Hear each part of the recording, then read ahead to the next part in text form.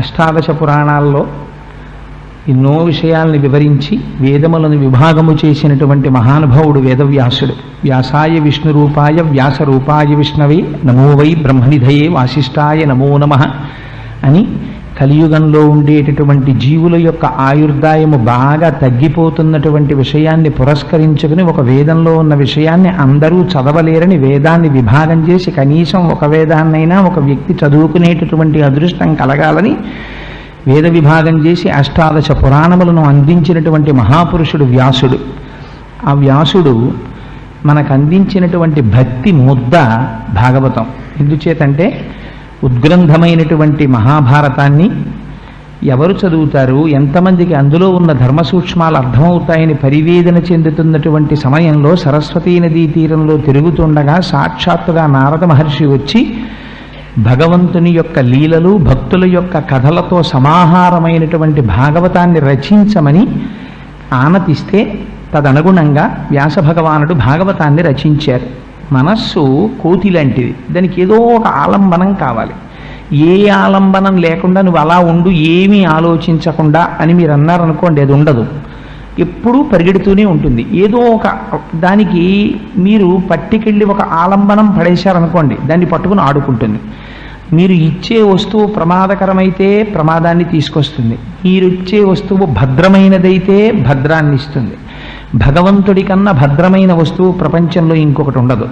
అందుకని చంచలమైనటువంటి మనస్సుకి భగవంతుని యొక్క లీలలు భక్తుల యొక్క కథలను ఆలంబనంగా ఇచ్చి ఉద్ధరించడానికి వ్యాసుడు చేసినటువంటి మహోత్కృష్టమైన ఏర్పాటు భాగవతంలో ఉంది. అందున అటువంటి భాగవతాన్ని సంస్కృతంలో వేదవ్యాసుడు రచిస్తే నిగమకల్పతరోర్గళితం ఫలం శుకముఖదామృత ద్రవ సంయుతం పిబత భాగవతం రసమాలయం ముహురహో రసికా భువిభావుకాహ అన్నారు. ఇది వ్యాస భగవానుడి యొక్క జ్ఞానమంతా నిండి నిబిడీకృతమైనటువంటి పండు. ఆ పండు వేదమనేటటువంటి చెట్టు యొక్క చిట్ట చివర ఉపనిషత్తుల యొక్క జ్ఞానమునంతటిని తనలో సంగ్రహించుకుని ఉంది. అటువంటి పండు బాగా పండిందా లేదా చూడ్డానికి ఒక చిలుక కొట్టింది, అదే శుకమహర్షి. ఈ భాగవతాన్ని అందుకోవడానికి నువ్వు రసికుడవై ఉండాలి. అంటే ఈశ్వరుని యందు ఆస్తిక్య బుద్ధిని కలిగినటువంటి వాడవైతే చాలు, నువ్వు భాగవతం వినడానికి అర్హత కలిగిన వాడవుతావు.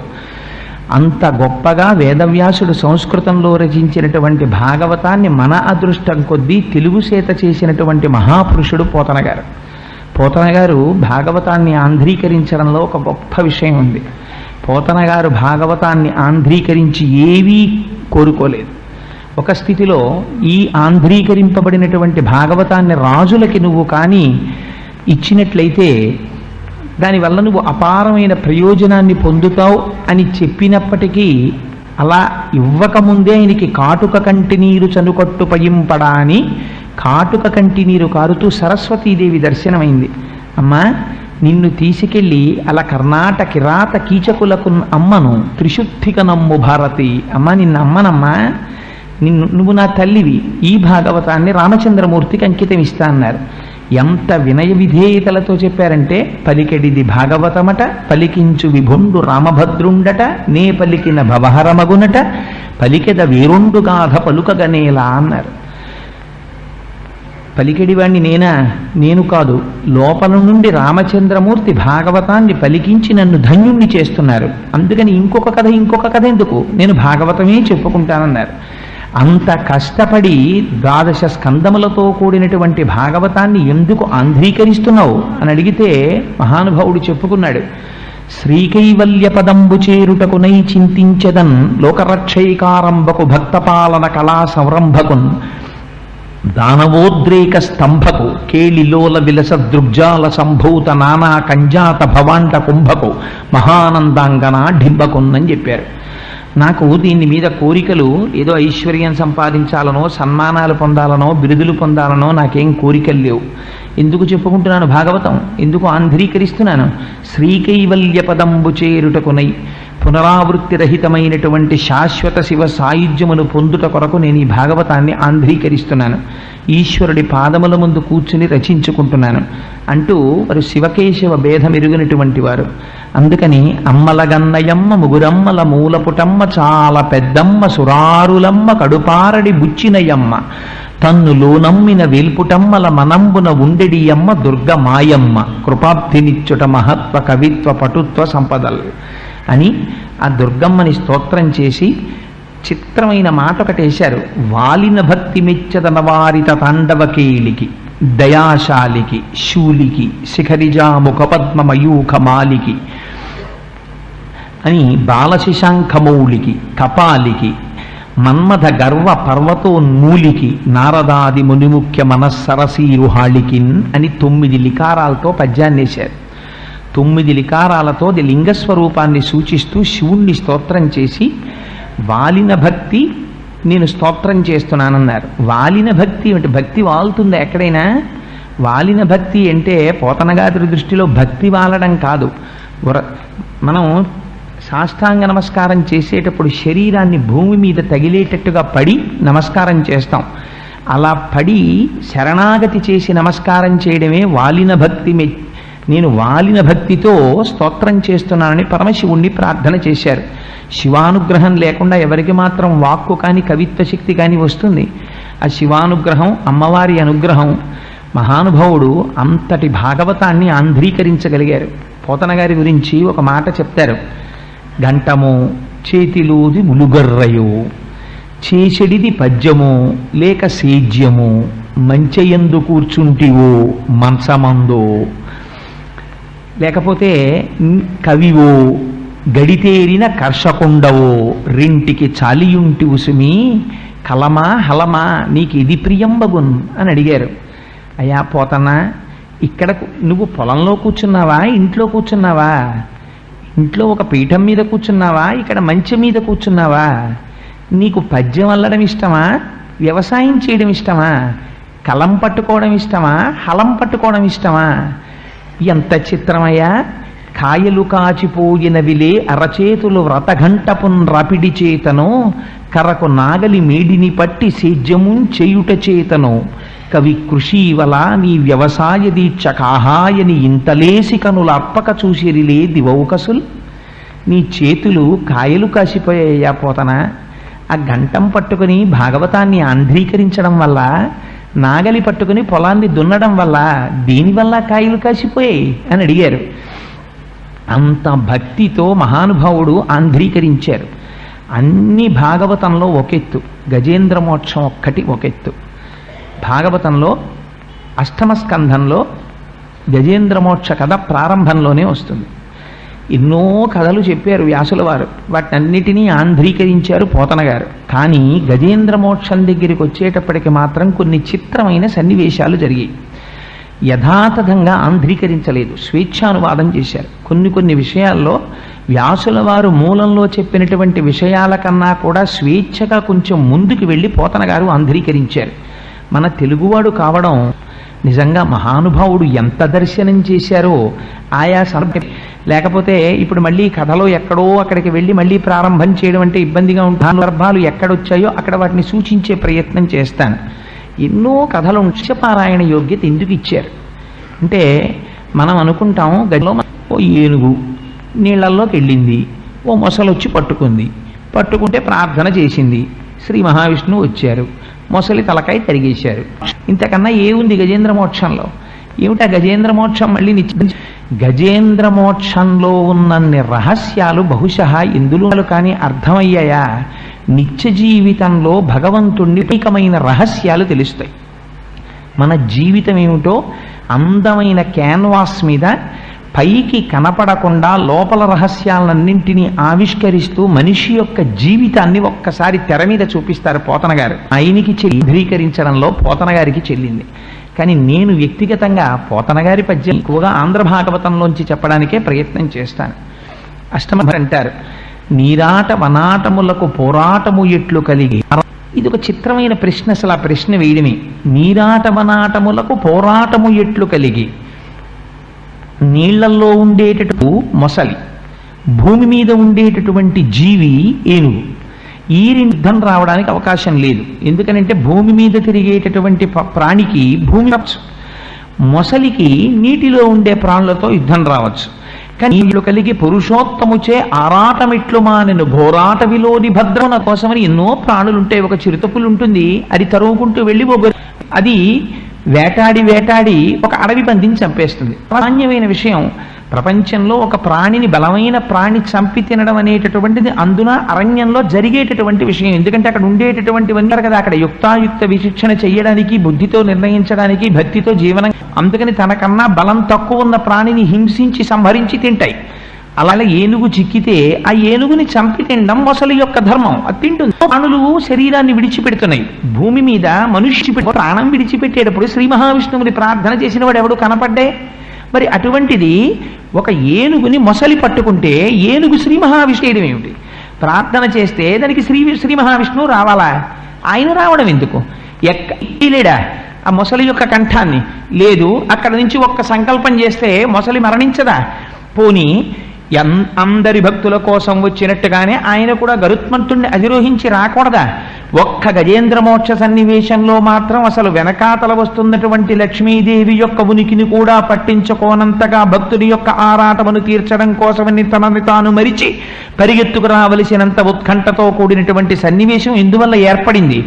ఇది నీరాట వనాటములకు ఆరాటము ఎట్లు పోరాటము ఎట్లు కలిగి పురుషోత్తముచే ఆరాటమిట్లు మానెను ఘోరాటవిలోని భద్రకుంజరమునకున్. ఒక అడవిలో ఉన్న ఏనుక్కి ఈ కథ ఎలా జరిగింది నాకు వివరంగా చెప్పవలసింది అని అడిగారు. అడిగేటప్పుడు చాలా సామాన్యమైన ప్రశ్న వేస్తే జవాబు కూడా మహాత్ముల నోటి నుంచి సామాన్యంగానే వస్తుంది. అది వివరంగా తెలుసుకోవాలనేటటువంటి కుతూహలం పరిప్రశ్నతో నేను అర్హుణ్ణైతే చెప్పమని అడిగినటువంటి ఆ శ్రోత మనస్సులో ఉన్న తాపత్రయాన్ని చూసి చెప్పకుండా ఉండలేక చెప్పాడు మహానుభావుడు శుకుడు. ఆయన అన్నారు, నాయన పూర్వకాలంలో పాలసముద్రంలో త్రికూటాచలం అనేటటువంటి ఒక బ్రహ్మాండమైన పర్వతం ఉండేది.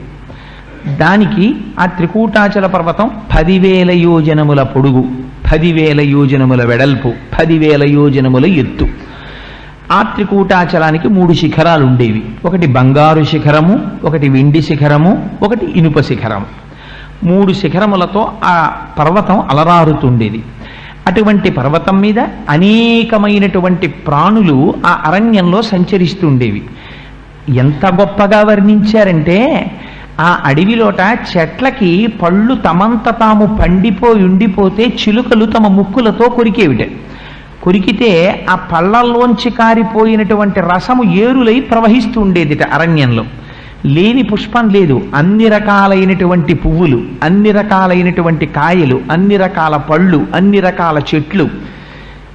ఆశ్చర్యం ఏమిటంటే, మీకు ఎప్పుడైనా ఎక్కడైనా ఒక అరణ్యాన్ని చెప్తే ఆ అరణ్యంలో చాలా గొప్ప ప్రాణిగా చెప్పబడేటటువంటిది సింహం. కానీ గజేంద్ర మోక్షంలోకి వచ్చేటప్పటికీ వ్యాసుల వారు చేసినటువంటి చిత్రం ఏమిటంటే, సింహం గొప్పదని చెప్పలేదు. అడవికి రాజు సింహం. సింహం గొప్పదని లేదు. అక్కడ అనేకమైన ప్రాణులున్నాయి, కానీ ఏనుగులు గొప్పవయ్యా అక్కడ ఉన్న వాటిల్లో అన్నారు. ఎందుకండి ఆ అడవిలో ఉన్నటువంటి ఏనుగులకి ఎందుకంత గొప్పతనం వచ్చింది అన్నారు. అంటే తలగవు కొండలకైనను మలగవు సింగములకైన మార్కొను కడిమిన్ గలగవు పిడుగులకైనను ఇలబల సంపన్న వృత్తి ఏనుగుగున్నల్లన్నాడు. ఏమిటి గొప్పతనం అంటే, అవి గలగవు పిడుగులకైనను, పిడుగులు పడిపోయినా సరే అవి చెక్కు చెదరవు. ఒకవేళ కొండలు అడ్డొస్తే బెంగ పెట్టుకోవు, తన కుంభస్థలాలతో ఆ కొండల్ని పిండి చేసేస్తాయి. అటువంటివి ఏ జంతువు కనపడ్డా సరే ఆ జంతువుల్ని బెదిరిస్తాయి. ఎంత దూరం చెప్పారంటే, గుహలలోంచి ఆ ఏనుగులు బయలుదేరి బయటికి వస్తూ ఉంటే చీకట్ల గుంపులు బయటికి వస్తున్నాయేమో సూర్యాస్తమయం అయిపోయిన తర్వాత అనిపించేదిటే. భయంకరమైనటువంటి ఏనుగులు. ఆ ఏనుగులు అవి కొన్ని ఏనుగులి ఒక అధినాథుడు ఉండేవాడు.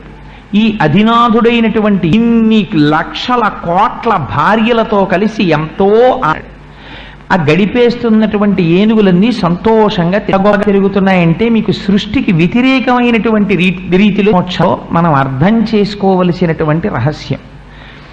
పంబులు పొదరిండ్లలో దూరు ఘోరభల్లూకముల్ గుహల సొచ్చు, భూదారములు నేల బొరియలలో దాగు హరిదంతములకేగు హరిణ చెయ్యి, మశసంఘంబులు మడుగులలో సొచ్చు అని ఎంత చిత్రమైనటువంటి విషయాలో చూడండి. వాళ్ళని నింగికెగయు వెరచి చామరీ మృగంబులు వీచు వాలనము వాయ భయద పరిహేల విహరించు భద్ర సోకిన మాత్రాన జాలినుంది అన్నారు. ఏనుగులు వస్తుంటే పారిపోయినవే విటిట. అక్కడ పులుల సరిండ్లలో దూరు, పులులు గుంపులు గుంపులుగా పారిపోయేవిట ఏనుగుల్ని చూసి. అలా పులులు పారిపోవడం ఒక ఎత్తు, ఘోర భల్లూకములు వంటి స్వరూపము కలిగినటువంటి భల్లూకములు గుహలలోకి పోతుండేవిట. అడవి పందులు భూమి యొక్క గోతుల్లో దాక్కుంటూ ఉండేవి. హరిదంతములకే గుహరిన చెయ్యము, దిక్కుల యొక్క చివర్లు ఎంత పోతుండేవిట లేళ్లు ఈ ఏనుగుల్ని చూస్తే. ఇంకా చిత్రం ఏమిటంటే మహిష సంఘంబులు మడుగులలో సొచ్చు, నీటి మడుగుల్లోకి ఈ దున్నపోతులన్నీ వెళ్ళి దూరి పడుకునేవిట ఏనుగుల్ని చూస్తే, అంత భయపడిపోయి. ఆ గండశైలంబుల కపుల ప్రాకు పెద్ద పెద్ద శిలలుంటే వాటి కూర్చునేవిట భయపడి కోతులన్నీ. వాల్మీకముల సొచ్చు వనభుండి ఆ బొర్రుల్లోకి దాక్కుని వాల్మీకములలోకి పుట్ట నెమళ్ళు ఆకాశంలోకి ఎగిరిపోయేవిట. అందులో మీరు ఎర్రసిరాతో అండర్లైన్ చెయ్యవలసిన పదం వెరచి చామరీ మృగంబు నామరముల విహరణ శ్రమమువాయ. ఎందుకుట భయద పరిహేల విహరించు భద్రకరుల గాలి సోకిన మాత్రం. ఎవరికి చేస్తాం ఈ సేవ? పూజ అంతా అయిపోయిన తర్వాత రాజోపచారం చేసేప్పుడు భగవంతుడి దగ్గరికి వెళ్ళి చామరం జయామి అని వెంట్రుకలతో చేయబడినటువంటి పరికరాన్ని చేతిలో పట్టుకుని మృగం వెంట్రుకలతో చేయబడినటువంటి చామరాన్ని వేస్తే చామరీ మృగాలు తమ తోకలతో వెళ్ళి ఏనుగులకి విసిరేవిట. ఎందుకని? సోకితే అలసట తీరుతుంది. వాటికి ఏ గాలి సోకితే ఈ గాలి విసిరేవిట. భయద పరిహేల విహరించు భద్రకరుల, దాన్ని భయపెడుతూ తిరిగేటటువంటి ఏనుగుల యొక్క గుంపుల్ని చూసి వాటి గాలి తగిలితే చాలు, అమ్మో మీ అలసట తీరడానికి మేము మా తోకలతో విసురుతామని చామరీ మృగాలు వెళ్ళి విసిరేవిట. అంత భయంకరమైన ఏనుగులు గుంపులయ్యా. ఒక్క మాట చెప్తాను విను. యమధర్మరాజు గారి యొక్క దూతలు భయపడి పారిపోతుండేవారు వీళ్ళని చూసి అన్నారు. అంత గొప్పగా తిరిగేవిట ఏనుగులు. ఇటువంటి ఏనుగులకి 10 లక్షల కోట్ల ఆడ ఏనుగులకి భర్త ఒకే ఒక మగ ఏనుగు. ఎంత చిత్రమో చూడండి. ఆయన భార్యల సంఖ్య 10 లక్షల కోట్ల ఆడ ఏనుగులు. అన్ని ఏనుగులకి భర్త అయినటువంటి ఒక ఏనుగు అపారమైన టీవీతో తిరుగుతుండేవాడు.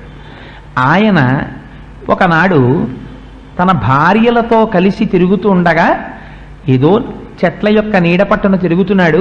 ఎంతో సంతోషంగా కాలం గడుపుతున్నాడు. కానీ అలా కాలం గడుపుతున్నటువంటి సమయంలో అనుకోకుండా ఒక ఉపద్రవం వచ్చింది. దారి తప్పాడు అన్నారు పోతన గారు. దారి ఎందుకు తప్పాడన్నారు? అపారమైన దాహం వేసింది. కానీ తాగుదామంటే నీళ్లు కనపడలేదు. ఎందుకని? ప్రతిరోజు అలవాటు ఉన్న దగ్గరికి వెళ్ళి నీళ్లు తాగేటటువంటి సరోవరం ఎక్కడుందో ఆ సరోవరం దగ్గరికి వెళ్ళేటటువంటి దారిని విడిచిపెట్టి ఇవాళ కొత్త దారిలోకి వెళ్ళాడు. వెళ్ళడంలో అలసట కలిగింది. ఆ నీటిని వెతుక్కుంటూ నీటి మించి గాలి ఎటొస్తోందో అటువైపుకి ప్రయాణం చేశాడు. ప్రయాణం చేసి వెళ్ళాడు. వెళ్ళి ఒక గొప్ప సరోవరం ఒకటి కనపడింది. ఆ సరోవరంలోకి దిగాడు. నీరు త్రాగవలసిన వాడు ఎక్కడ నిలబడి నీరు త్రాగాలి? నాకు దాహం వేసింది అనుకోండి, ఓవర్ హెడ్ వాటర్ ట్యాంక్లో దూకనగా ఏం చేస్తాను? లేకపోతే కాకినాడలో కొళాయి చెరువులోకి వెళ్ళి దూకుతానని దాహం వేస్తే ఓ గ్లాసుడు నీళ్లు తీసుకుని తాగుతాను. అంతేగాని బిందెత్తి నోట్లో పోసుకోం కదా. దాహం వేసిన వాడు ఒడ్డున నిలద్రం వచ్చి ఉండేది కాదు. కానీ ఆయన అలా చెయ్యలేదు. ఆ ఏనుగు ఒక పెద్ద సరోవరాన్ని చూశాడు. అదెంతటి సరోవరం అంటే మీద గండు తుమ్మెదలు వాలి అందులో ఉన్న రసాన్ని ఆఘ్రాణిస్తం చేస్తున్నాయి. తుమ్మెదల యొక్క ఝంకారం వినపడుతోంది. అందులో ఉన్నటువంటి పుప్పొడి నీళ్లలో పడింది. ఆ ఒడ్డున చూస్తే ఒడ్డున పెరిగినటువంటి సువాసన ముక్కుపుటాల్ని గుబాళింప చేస్తోంది. నీరు తాగాడు. తాగినవాడు ఏం చేయాలి? గట్టెక్కి పైకొచ్చేయాలి.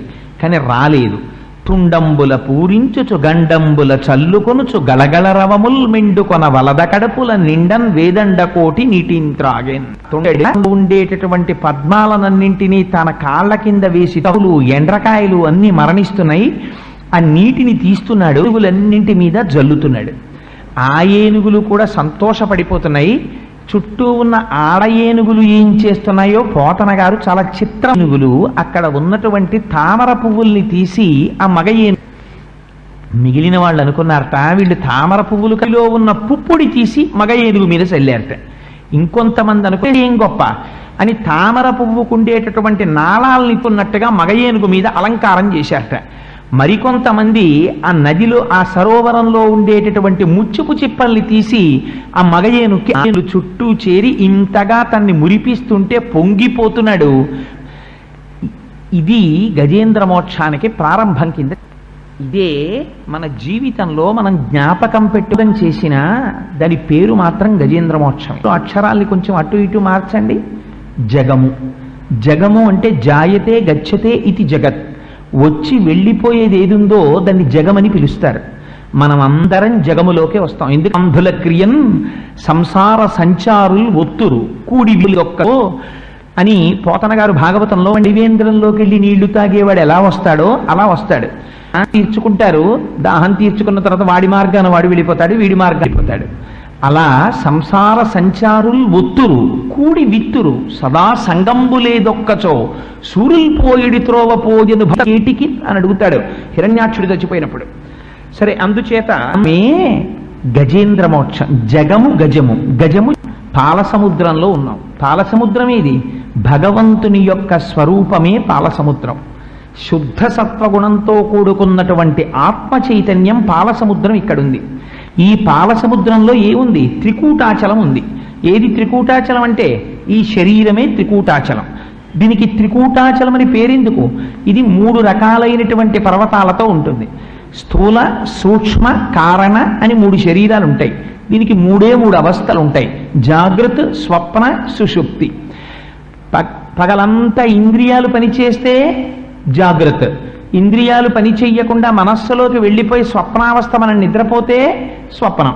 ఆ మనస్సు కూడా ఆత్మలోకి వెళ్ళిపోయి తమోగుణ భూయిష్ఠులమైపోయి తమోగుణంతో ఏమీ తెలియని గాఢ నిద్రలోకి వెళ్ళిపోతే కారణ శరీరంతో ఉంటాం కాబట్టి ఆ సమయంలో 3వ అవస్థ సుషుప్తి. అందుకని ఎన్ని సంవత్సరాలు బ్రతకండి ఏమిటుంటుంది? ఈ 3 ఉంటాయి: జాగృత్, స్వప్న, సుషుప్తి. స్థూల, సూక్ష్మ, కారణ 3 శరీరాలతో తిరుగుతూ ఉంటాడు. అందుకని ఎక్కడుంది ఇప్పుడు త్రికూటాచలం? ఇక్కడే ఉంది. ఇదే త్రికూటాచలం. ఈ త్రికూటాచలంలో బంగారు శిఖరము, వెండి శిఖరము, ఇనుప శిఖరము 3 శిఖరాలు ఉన్నాయి. ఏమిటా 3 శిఖరాలు? సత్వము, రజస్సు, తమస్సు. ఈ 3. సత్వం అంటే సత్వము ఆవిర్భవించినటువంటి కాలంలో ప్రసన్నుడై శాంతంగా భక్తితో సంతోషంతో ఉంటాడు. రజస్సు పటమరించినటువంటి సమయంలో కోర్కెలతో వెంపర్లాడిపోతూ ఉంటాడు. తమోగుణం ఆవిర్భవించినటువంటి సమయంలో ఏ పని చెయ్యకుండా బద్ధకంగా మందబుద్ధితో నిద్రపోతూ తమోగుణంతో ఉంటాడు. ఈ 3 గుణాలు తప్ప 4వ గుణం మనకి ఎక్కడి నుంచి వస్తుంది? 4వ గుణం ఉండదు. ఎందుకని? సత్వము, రజస్సు, తమస్సు ఇవే మారుతుంటాం. కాసేపు సత్వంలో ఉంటాం. తెల్లవారుజామున నిద్ర లేవగానే కాసేపు తిరువెంబావయ్యో, తిరుప్పావయ్యో, సుప్రభాతమో, గాయత్రీ మంత్రమో, సంధ్యావందనమో, అనుష్ఠానమో ఏదో పెట్టుకుంటాం. కాసేపు రెవెన్యూ స్టాఫ్ మీద సంతకం పెట్టి వచ్చాను, ఇవాళ జీతం ఇస్తాడు, 3 గంటలు మళ్ళీ జీతం అందుకున్నావు. నెలకోసారి జీతం వచ్చింది కదా, సాయంత్రం చేసి అసుర సంధ్య వేళ శివాలయంలోకి వెళ్ళి 4 అరటిపళ్ళు ఇచ్చొద్దాం. మళ్ళీ సత్వంలోకి వచ్చావు. మళ్ళీ సత్వంలోంచి ఇంటికి వెళ్ళి ఈ జీతం అక్కడ ఇచ్చి దిక్కుమాల జీతం అన్ని కటింగులు పోను వచ్చే దీని గురించి కొట్టు రజస్సు అలిసిపోయి పడుకుంటావు. తమస్సు. 3 శిఖరాల మీదే తిరుగుతున్నావు. తిరగడానికి ఇంకో 4వ శిఖరం లేదు. బంగారు శిఖరము, వెండి శిఖరము, ఇనుప శిఖరము ఈ 3 శిఖరముల మీదే తిరుగుతుంది. గజములు. గజములంటే ఏమిటి? జగము మనమి. మనం తిరుగుతున్నామని వ్యాసుడు అనరు, మనం తిరుగుతున్నామని పోతన గారు అనరు. ఏనుగులు నడ్డు పెట్టి చెప్తుంటారు. అది విచిత్రం. అందుకు తిరగగా ఎక్కడికి చేరింది? అక్కడికి వెళ్ళి వేసింది. మనందరికీ వేస్తుంది దాహం. ఏ కామదాహం ఉంటుంది. ప్రతి వాడికి సంసారంలోకి ప్రవేశించాలి, యువత్రంగా స్వీకరించాలి. అందుకని మనం ఏం చేస్తాం? స్త్రీని క్షేత్రముగా స్వీకరించడమే సంసారములోకి ప్రవేశించడం. సంసారములోకి ప్రవేశించడం.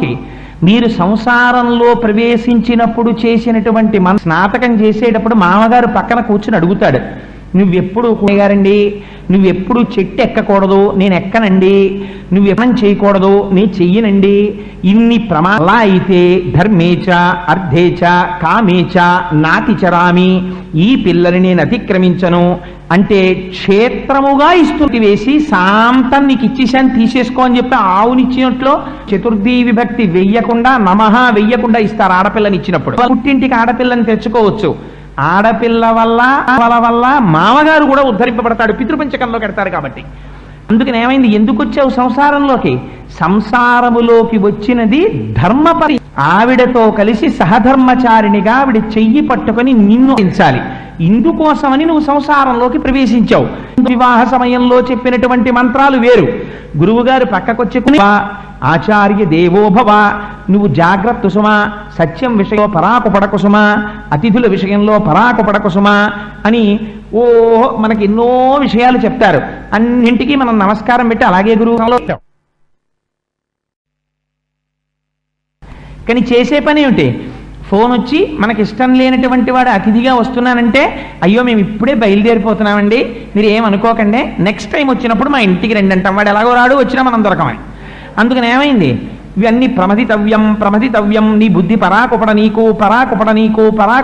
అని గురువు గారు చెప్తున్నారు. నీకు భార్యనిచ్చింది ఎందుకు? ధర్మపత్నితో కలిసి అతిథి అభ్యాగతుల్ని ఆదరించి నిన్ను నువ్వు ఉద్ధరించుకోవడానికి. ఇది ఏనుగు దారి తప్పింది. ఎక్కడ దారి తప్పింది? భార్యలతో కలిసి ధర్మమునందు చెరించడం మాని ఎందులోకి ప్రవేశించింది? తను ప్రవేశించిన దాహాన్ని తీర్చుకొని ధర్మమునందు నిలబడవలసినటువంటి ఏనుగు అంటే మనము దాన్ని విస్మరించి కేవలము కామోపభోగమునకు మాత్రమే సంసారము, స్వార్థమునకు మాత్రమే సంసారము. సంపాదించేది దేనికి? మా అబ్బాయికి మా అమ్మాయికి. ఇంటికి వచ్చిన వాడికి అన్నం పెట్టడానికి డబ్బు అక్కర్లేదు. తిరుమల వెళ్ళి ఆర్జిత సేవ చేయించుకోవడానికి డబ్బు ఖర్చు పెట్టకూడదు. శ్రీశైలం వెళ్ళి అభిషేకం చేయించుకోవడానికి డబ్బు ఖర్చు పెట్టకూడదు. ఎందుకంటే అవన్నీ ఇప్పుడు రిటైర్ అయిపోయిన తర్వాత చూడొచ్చు. ఎవరో రాసి ఇచ్చినట్టు పత్రం, నువ్వు ఉంటావు రిటైర్ అయిపోయే వరకు అని. ఏమో రిటైర్మెంటే అయిపోతావో, నీ పాలసీ నీ పిల్లలు పుచ్చుకుంటారో ఎవరికి తెలుసు. అందుకని నిన్ను నువ్వు ఉద్ధరించుకోవడం మానేసి ఎటువైపుకి తిరిగిపోయింది సంసార మండలం. నీ వారి యందు మాత్రమే నీ దృష్టి పెట్టుకుని ఉండిపోతున్నావు. నీవారన్నవారు ఎంతవరకు? ఇది ఉన్నంత వరకు. త్రికూటాచలం ఉన్నంతసేపే వాళ్ళు. త్రికూటాచలం వెళ్ళిపోతే దీంతో వాళ్ళకి సంబంధం కూడా ఏమీ ఉండదు. వాళ్ళు కూడా నిర్దాక్షిణ్యంగా వెళ్ళిపోతారు.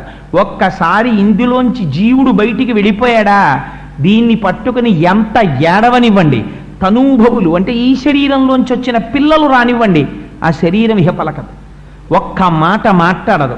అటువంటి వారి కోసమని, అటువంటి సంసారము కోసమని, సంసారమును ఆధారం చేసుకుని పరమాత్మని తెలుసుకోవలసిన నువ్వు పరమాత్మని విస్మరించి సంసారమునందు ఉండిపోతున్నావు. ఇది సరోవరం లోపలికి దిగి సరోవరాన్ని ఛిద్రం చేసుకుని ఏం చేసింది? ఖండకావరాన్ని చూసుకుంది. నాకు ఒంట్లో బలం ఉంది, నాకు కావలసినంత ఐశ్వర్యం ఉంది, నేను సంపాదించగలను, నేను ఒకటి మాట వినడం ఏమిటి? అందుకని మాట వినను. తుండంబుల పూరించుచు గండంబుల చల్లుకొనుచు గలగలరవముల్ మెండుకొన వలద కడుపుల నిండం వేదండ కోటి నీటింత్రాగెన్. తను తినడానికే పనికొస్తాయి, తనే తింటాడు. మిగిలినవన్నీ ఫ్రిడ్జ్లో పెట్టి దాచుకుంటాడు. పులి సంహరించినటువంటి జంతువు యొక్క మాంసం కొంత భాగం తీసుకెళ్లి భూమిలో తీసుకెళ్లి కుళ్ళబెట్టుకున్నట్టు తను ఇంకా మిగిలిపోయినటువంటి పదార్థం ఏమైనా ఉంటే రేపో ఎల్లుండో తినడానికి దాచుకుంటాడు. భవతి భిక్షాందేహని ఇంటి ముందుకు వచ్చినటువంటి వాడి చేతిలో ఒక్క పండు కూడా పెట్టడు. ఈ దాచుకుని నువ్వు పట్టుకెళ్లేదేమీ లేదు. మాకురు ధనజన యవ్వన గర్వం హరతి నిమేషత్కాల సర్వం మాయామయమిదమకిలం హిత్వా బ్రహ్మపదం త్వం ప్రవిశ విదిత్వా అంటారు శంకరులు. నీ కండ కావరం, నువ్వు సంపాదించిన డబ్బు క్షణంలో ఎత్తుకెళ్ళిపోతుంది. కాలస్వరూపంలో పరమేశ్వరుడు తీసుకెళ్ళిపోవడానికి సిద్ధంగా ఉన్నాడు. ఎలా తీసుకెళ్ళిపోతాడో గజేంద్ర మోక్షం చూపిస్తుంది మనకి. ఒంట్లో ఓపికంది, నా అంతటి వాడేవాడు ఇక్కడున్నాడు. అందుకని నేను 10,00,000 కోట్ల కరణీనాథుండనయ్యుండి 10 లక్షల కోట్ల ఏనుగులకి భర్తని నన్నెవడేమంటాడు? ఇది ధైర్యం. అందుకని నీరు తాగి బయటికి రాలేదు. ఏం చేశాడు? నువ్వు సంసారములో కొంతకాలం ఉండి పుత్రుల్ని కన్న తర్వాత నీ శరీరము జర్జరీభూతమైపోతూ ఉండగా ప్రయత్నపూర్వకంగా నీ అంత నీవుగా సంసారమునందు భ్రాంతిని విడిపించుకొని వానప్రస్థమనందు ప్రవేశించాలి భార్యతో కలిసి. కానీ నువ్వు అలా ప్రవేశించలేదు. ఇంకా నీకు కోడలు చేతిలో ఉన్నటువంటి తాళాల మీద భ్రాంతి, కొడుకు తీసుకొస్తున్నటువంటి ఐశ్వర్యం మీద భ్రాంతి. ఇంకా నీ మనస్సు భగవంతుడి వైపుకి వెళ్ళలేదు.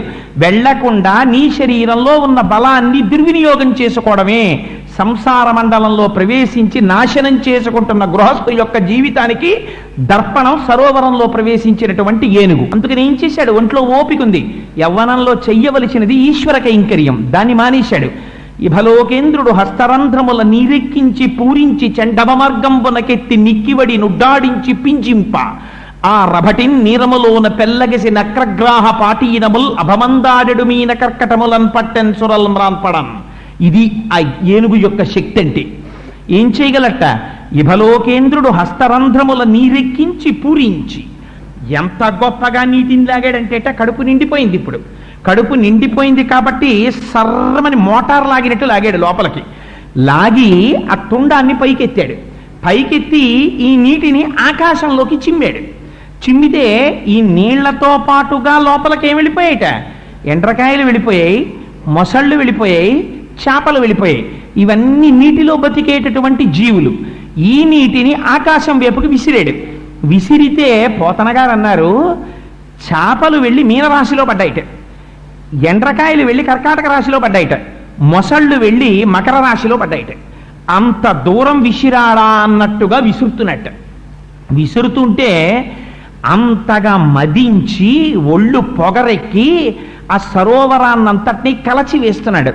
అధికార గర్వం ఉందని, ఒంట్లో పొగరుందని, ఒంట్లో శక్తి ఉందని, వెనక ధనం ఉందని, ఐశ్వర్య మదంతో ఒకనాడు నువ్వు చేసినట్టులకు కారణమైనటువంటి ఏదుందో దాన్ని ఈశ్వరుడు నిర్దాక్షించేశాడా, అప్పుడు నీ బ్రతుకేమిటో బయటికి వస్తుంది.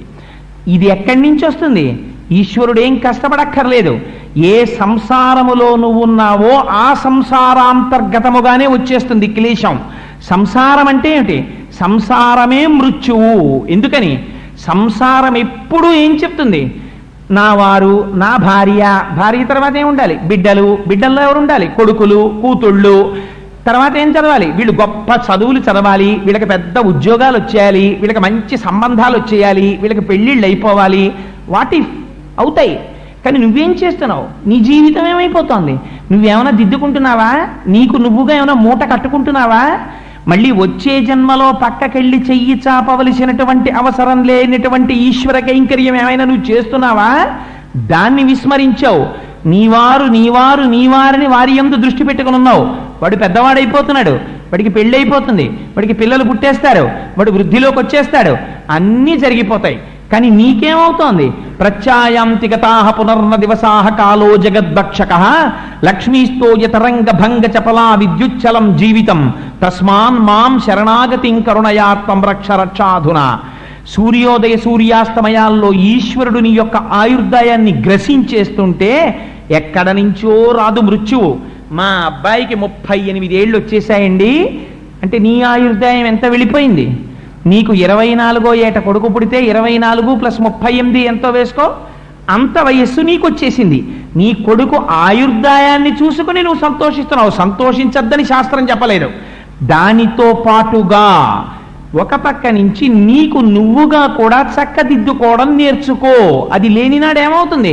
సంసారమే మిగులుతుంది. మృత్యువు ఎక్కడి నుంచి వస్తుంది? కాలంలోంచి వస్తుంది. వాడికి వచ్చిన 38 ఏళ్లలో, నీ కూతురుకు వచ్చిన 42 ఏళ్లలో నీ మృత్యువు కూడా దగ్గరికి వచ్చేస్తోంది. వాడి 38 ఏళ్లతో పాటుగా నీ మృత్యువు దగ్గరికి వచ్చింది. నీ కూతురు 42 ఏళ్లతో పాటుగా నీ మృత్యువు దగ్గరికి వచ్చేసింది. అందుకనే ఎవరు చూస్తున్నారు? ఈ గజము చేస్తున్నటువంటి అల్లరంతటిని గమనిస్తున్నది మొసలి గమనించింది. మొసలి ఎక్కడుంటుంది? నీళ్లలో ఉంటుంది. సంసారం ఎక్కడుంటుంది? మృత్యువు ఎక్కడుంటుంది? సంసారంలో ఉంటుంది. సంసారం ఎక్కడుంటుంది? కాలంలో ఉంటుంది. కాలములోనే కాలుడు వస్తాడు, మృత్యు వస్తుంది. అందుకని ఎక్కడి నుంచి వచ్చింది? సరసిలో నుండి పొడగని సంభ్రమించి ఉదరి కుప్పించి లంఘించి హుంకరించి భాను కబళించి పట్టు స్వర్భాను పగిది ఒక్క మకరేంద్రుడి భరాజు నుడిసిపట్టే. ఏం చేసింది? అక్కడే భుగభుగలు చేసింది. ఎవర్రా ఈ ఏనుగు ఇంత అల్లరి చేస్తోంది అనుకుంది. ఒక్కసారి చూసింది. చూసి 1,000,000 మంది వైద్యులు కూడి వచ్చిన కాని మరణమయ్యడి వ్యాధి మాన్పలేరు. పోతన గారు ఒక చోట అంటారు, చచ్చిపోయేవాళ్ళు దేశనాయకులు కోటీశ్వర్లు వైద్యం లేక చచ్చిపోతున్నారా? భారతదేశంలో ప్రతి ఆర్గాన్కి ఎంత పెద్ద స్పెషలిస్ట్ ఉండాలో అంతమంది స్పెషలిస్టులు చుట్టూ ఉండగా, కావలసినన్ని ఆక్సిజన్ సిలిండర్లు ఉండగా, ఆ గ్రూపు బ్లడ్ ఉండగా, ఇంతమంది ఉండగా, నిన్ను చూడడానికి సాక్షాత్ దేశాన్ని ఏలుతున్న వాళ్ళు అద్దాలలోంచి చూస్తూ ఉండగా నీ ఊపిరెందుకు ఆగిపోతోంది? ఆపగలిగిన వాడు ఒకడున్నాడు, ఈశ్వర స్వరూపం ఉంది. అది నిర్దాక్షిణ్యంగా తీసుకెళ్ళిపోతుంది. అప్పుడు నీ శక్తి, నువ్వు చదువుకున్న చదువు ఇవి ఏవి ఆయుర్దాయాన్ని మాత్రము ఇవ్వవు. దీపం ఉండగా ఇల్లు చక్కపెట్టుకో, ఆయుర్దాయం ఉండగానే ఈశ్వర కైంకర్యం చేసుకో, ఆ విషయంలో రాజీ లేదు. అందుకని కాలాంతర్గతంగానే మొసలి వచ్చేస్తోంది. అందుకని సరసిలో నుండి పొడగని సంభ్రమించి, ఉదరి కుప్పించి లంఘించి హుంకరించి, భాను కబళించి పట్టు స్వర్భానుపగిది, ఒక్క మకరేంద్రుడిభరాజు నుడిసిపట్టే. ఆ మొసలి నీటి అడుగు నుంచి వచ్చి ఏనుగు యొక్క కాలుని పట్టుకుంది. పట్టుకుంటే అంత అమాయకురాలు ఆ ఏనుగు, అమ్మో నా కాలు పట్టేసుకుందండి, నా పని అయిపోయిందని ఊరుకుంటుంది. అదేం ఊరుకోలేదు. పోతన గారు ఎంత గొప్ప మాట చెప్పారంటే, పిడుగు పడితే ఎలా ఉంటుందో అలాంటి దెబ్బ తన తొండంతో కొట్టింది ఆ మొసలనన్నారు. కొట్టి తనకు ఉండేటటువంటి దంతాలతో ఆ మొసలి యొక్క పొరలలోకి గుచ్చింది. గుచ్చితే మొసలి విలవిలలాడిపోయి ఆ పట్టు వదిలిపెట్టింది.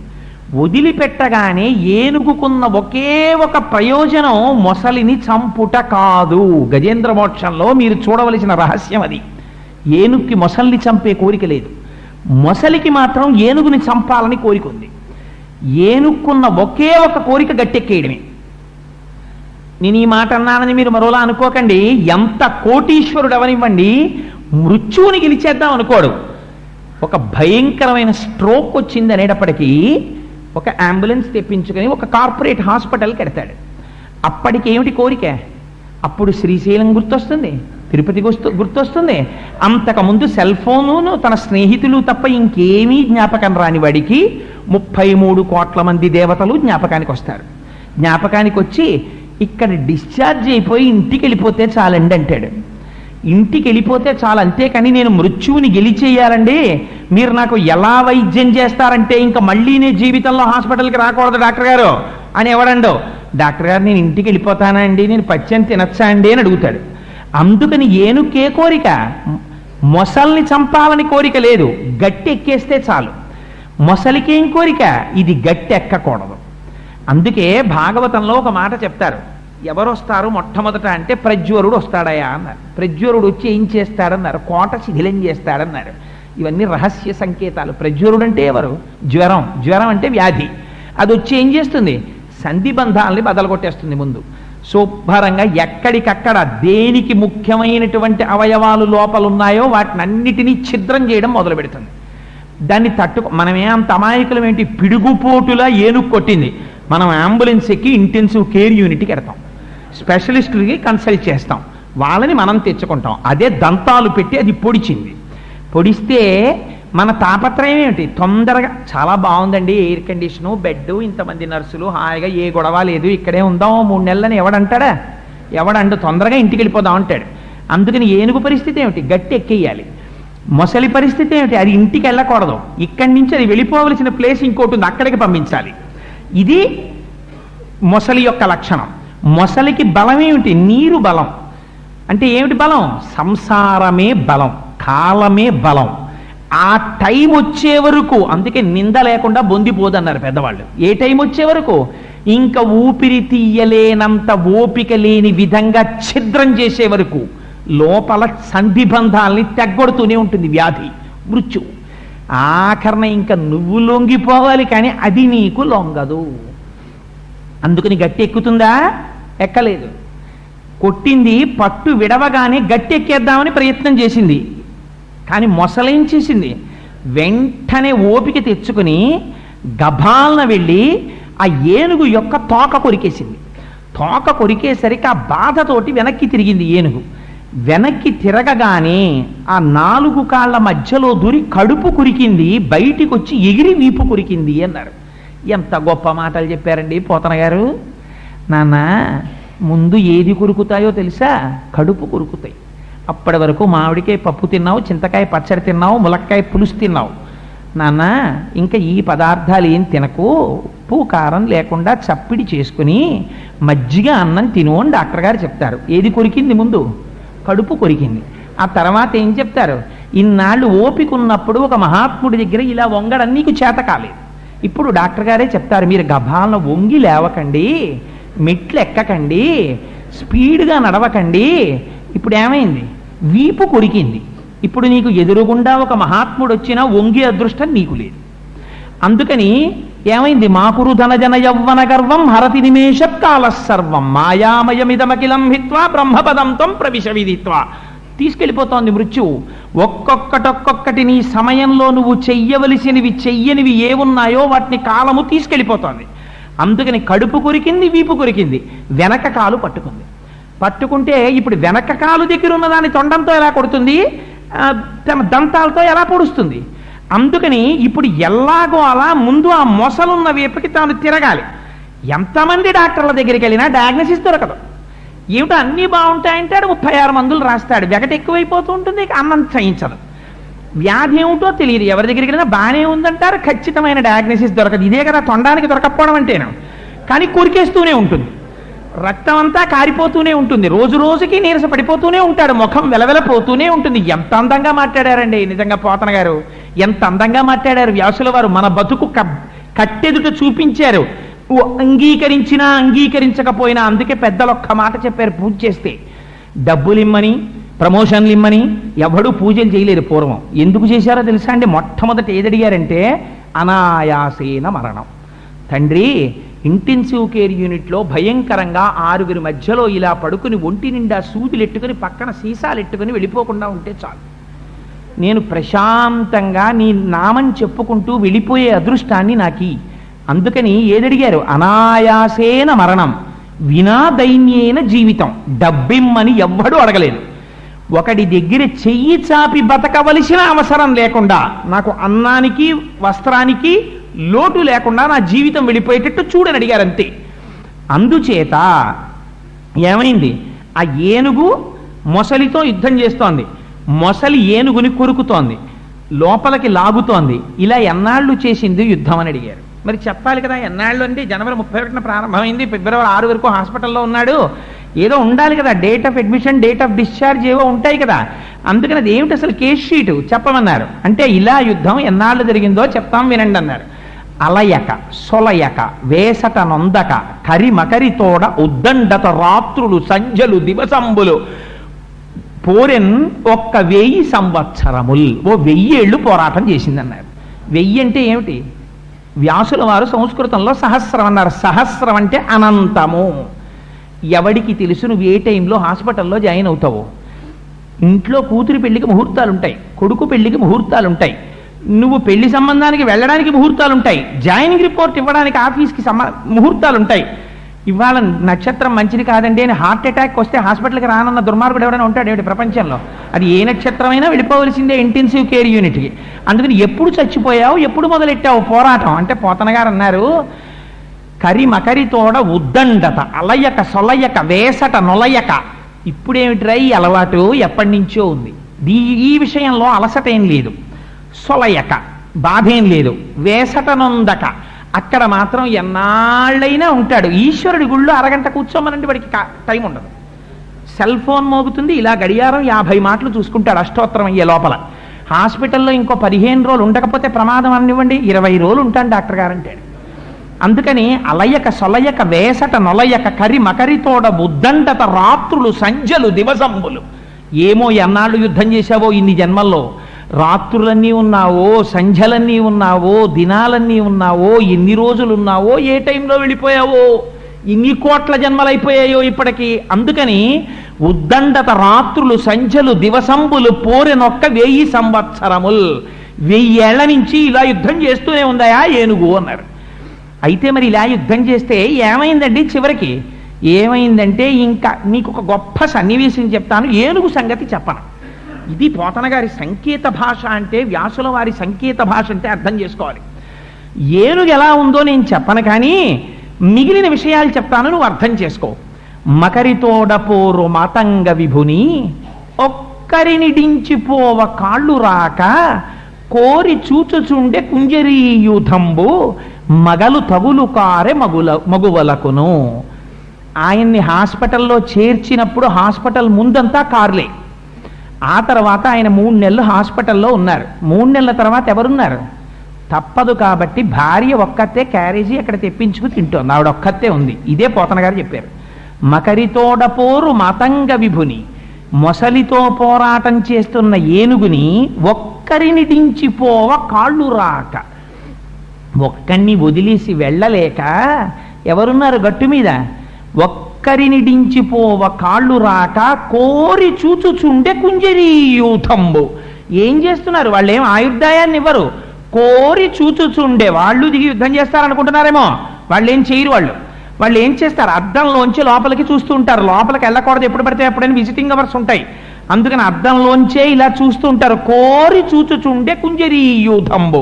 మరి మిగిలిన వాళ్ళందరూ ఏరండి? అంత ఏనుగు కదా, దానికి బోల్డంత పరివారం ఉండాలి, బోలెడంత సైన్యం ఉండాలి. వాళ్ళందరూ చుట్టూ వచ్చారు కదా. అప్పుడు వాళ్ళందరూ ఏరి? అంతగా ఏమైనా అయితే టెలిగ్రామ్ ఇమ్మని వెళ్ళిపోయారు వాళ్ళు. ఎందుకు వెళ్ళిపోతారు? ఎన్నాళ్ళు లీవ్ వేస్ట్ చేసుకుంటారు వాళ్ళు. అంత లీవ్ వేస్ట్ చేసుకుంటే రేపు పొద్దున వాడి పర్సనల్ రికార్డు పాడైపోయి ట్రాన్స్ఫర్ చేసేస్తారు. అందుకని వాడు ఏం చెప్తాడంటే, చచ్చిపోయాక నాకు టెలిగ్రామ్ ఇమ్మని చెప్పడు, గౌరవంగా మాట్లాడతాడు. అమ్మా ఎన్నాళ్ళు ఉంటామమ్మా, అంతగా ఏమైనా అయితే టెలిగ్రామ్ ఇస్తే వస్తాను, డబ్బులో బ్యాంకులో డబ్బంతా వేశానమ్మా, పాపం ఫలానా ఆయన మనకి మొట్టమొదటి నుంచి ఫ్యామిలీ ఫ్రెండ్ కదా, వారికి అప్పచెప్పాను, ఆయన కూడా చూస్తూ ఉంటారు, అంతగా ఏమైనా అయితే టెలిగ్రామ్ ఇయ్యమ్మా, నేను గబగబా వచ్చేస్తాను విమానంలో అని చెప్పి చెప్తాడు వాడు. అంటే అంతగా ఏమైనా అయితే అంటే ఏమిటి? వాడు అలా చేస్తూనే ఉంటాడు ఆ యుద్ధం. ఏదో డబ్బు ఇవ్వాలి కాబట్టి మేము ఇచ్చేస్తామమ్మా, వాడికి ఆ మందులు అవి అన్నీ వేయిస్తూ ఉండండి డాక్టర్ గారు చెప్పినవి. ఆఖరికి ఓ రోజున ఊపిరి అయిపోతున్నప్పుడు మాకు టెలిగ్రామ్ కొడితే అంత్యేష్టి సంస్కారానికి మేము వచ్చేస్తాం. కాబట్టి ఇప్పుడు ఏనుగు యొక్క పరిస్థితిని చెప్పడానికి ఏనుగు గురించి చెప్పారా, పైనున్న వాళ్ళ గురించి చెప్పారా? ఏనుగు గురించి చెప్పలేదు పోతన గారు. అందరూ వెళ్ళిపోయారయా, భార్య ఒక్కతే ఉంది. ఎందుకని? కోరి చూచుచుండే కుంజరీయూథంబు. ఎందుకండి వాళ్ళు అలా చూడడం? వాళ్ళు ఇంటికి తీసుకెళ్ళిపోకూడదు. ఎందుకంటే తీసుకెళ్ళమనేవాడు వేరేవాడు ఉన్నాడు, వాడు చెప్పాలి తీసుకెళ్ళమని, లేకపోతే తీసుకెళ్ళకూడదు. వీళ్ళు ఏం చేయాలి? పోనీ ఉండి పాపం ఏమైనా చేయగలరా?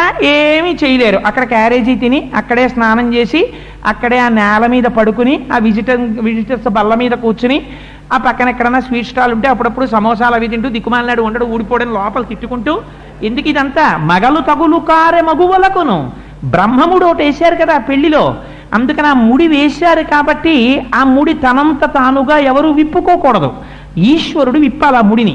విప్పేంత వరకు అలా ఎదురు చూడవలసిందే. అందుకని అలా చూస్తూనే ఉన్నారయ్యా అన్నారంటే ఇప్పుడు ఏనుగు పరిస్థితి ఏమిటి? చాలా నీరసపడిపోయింది.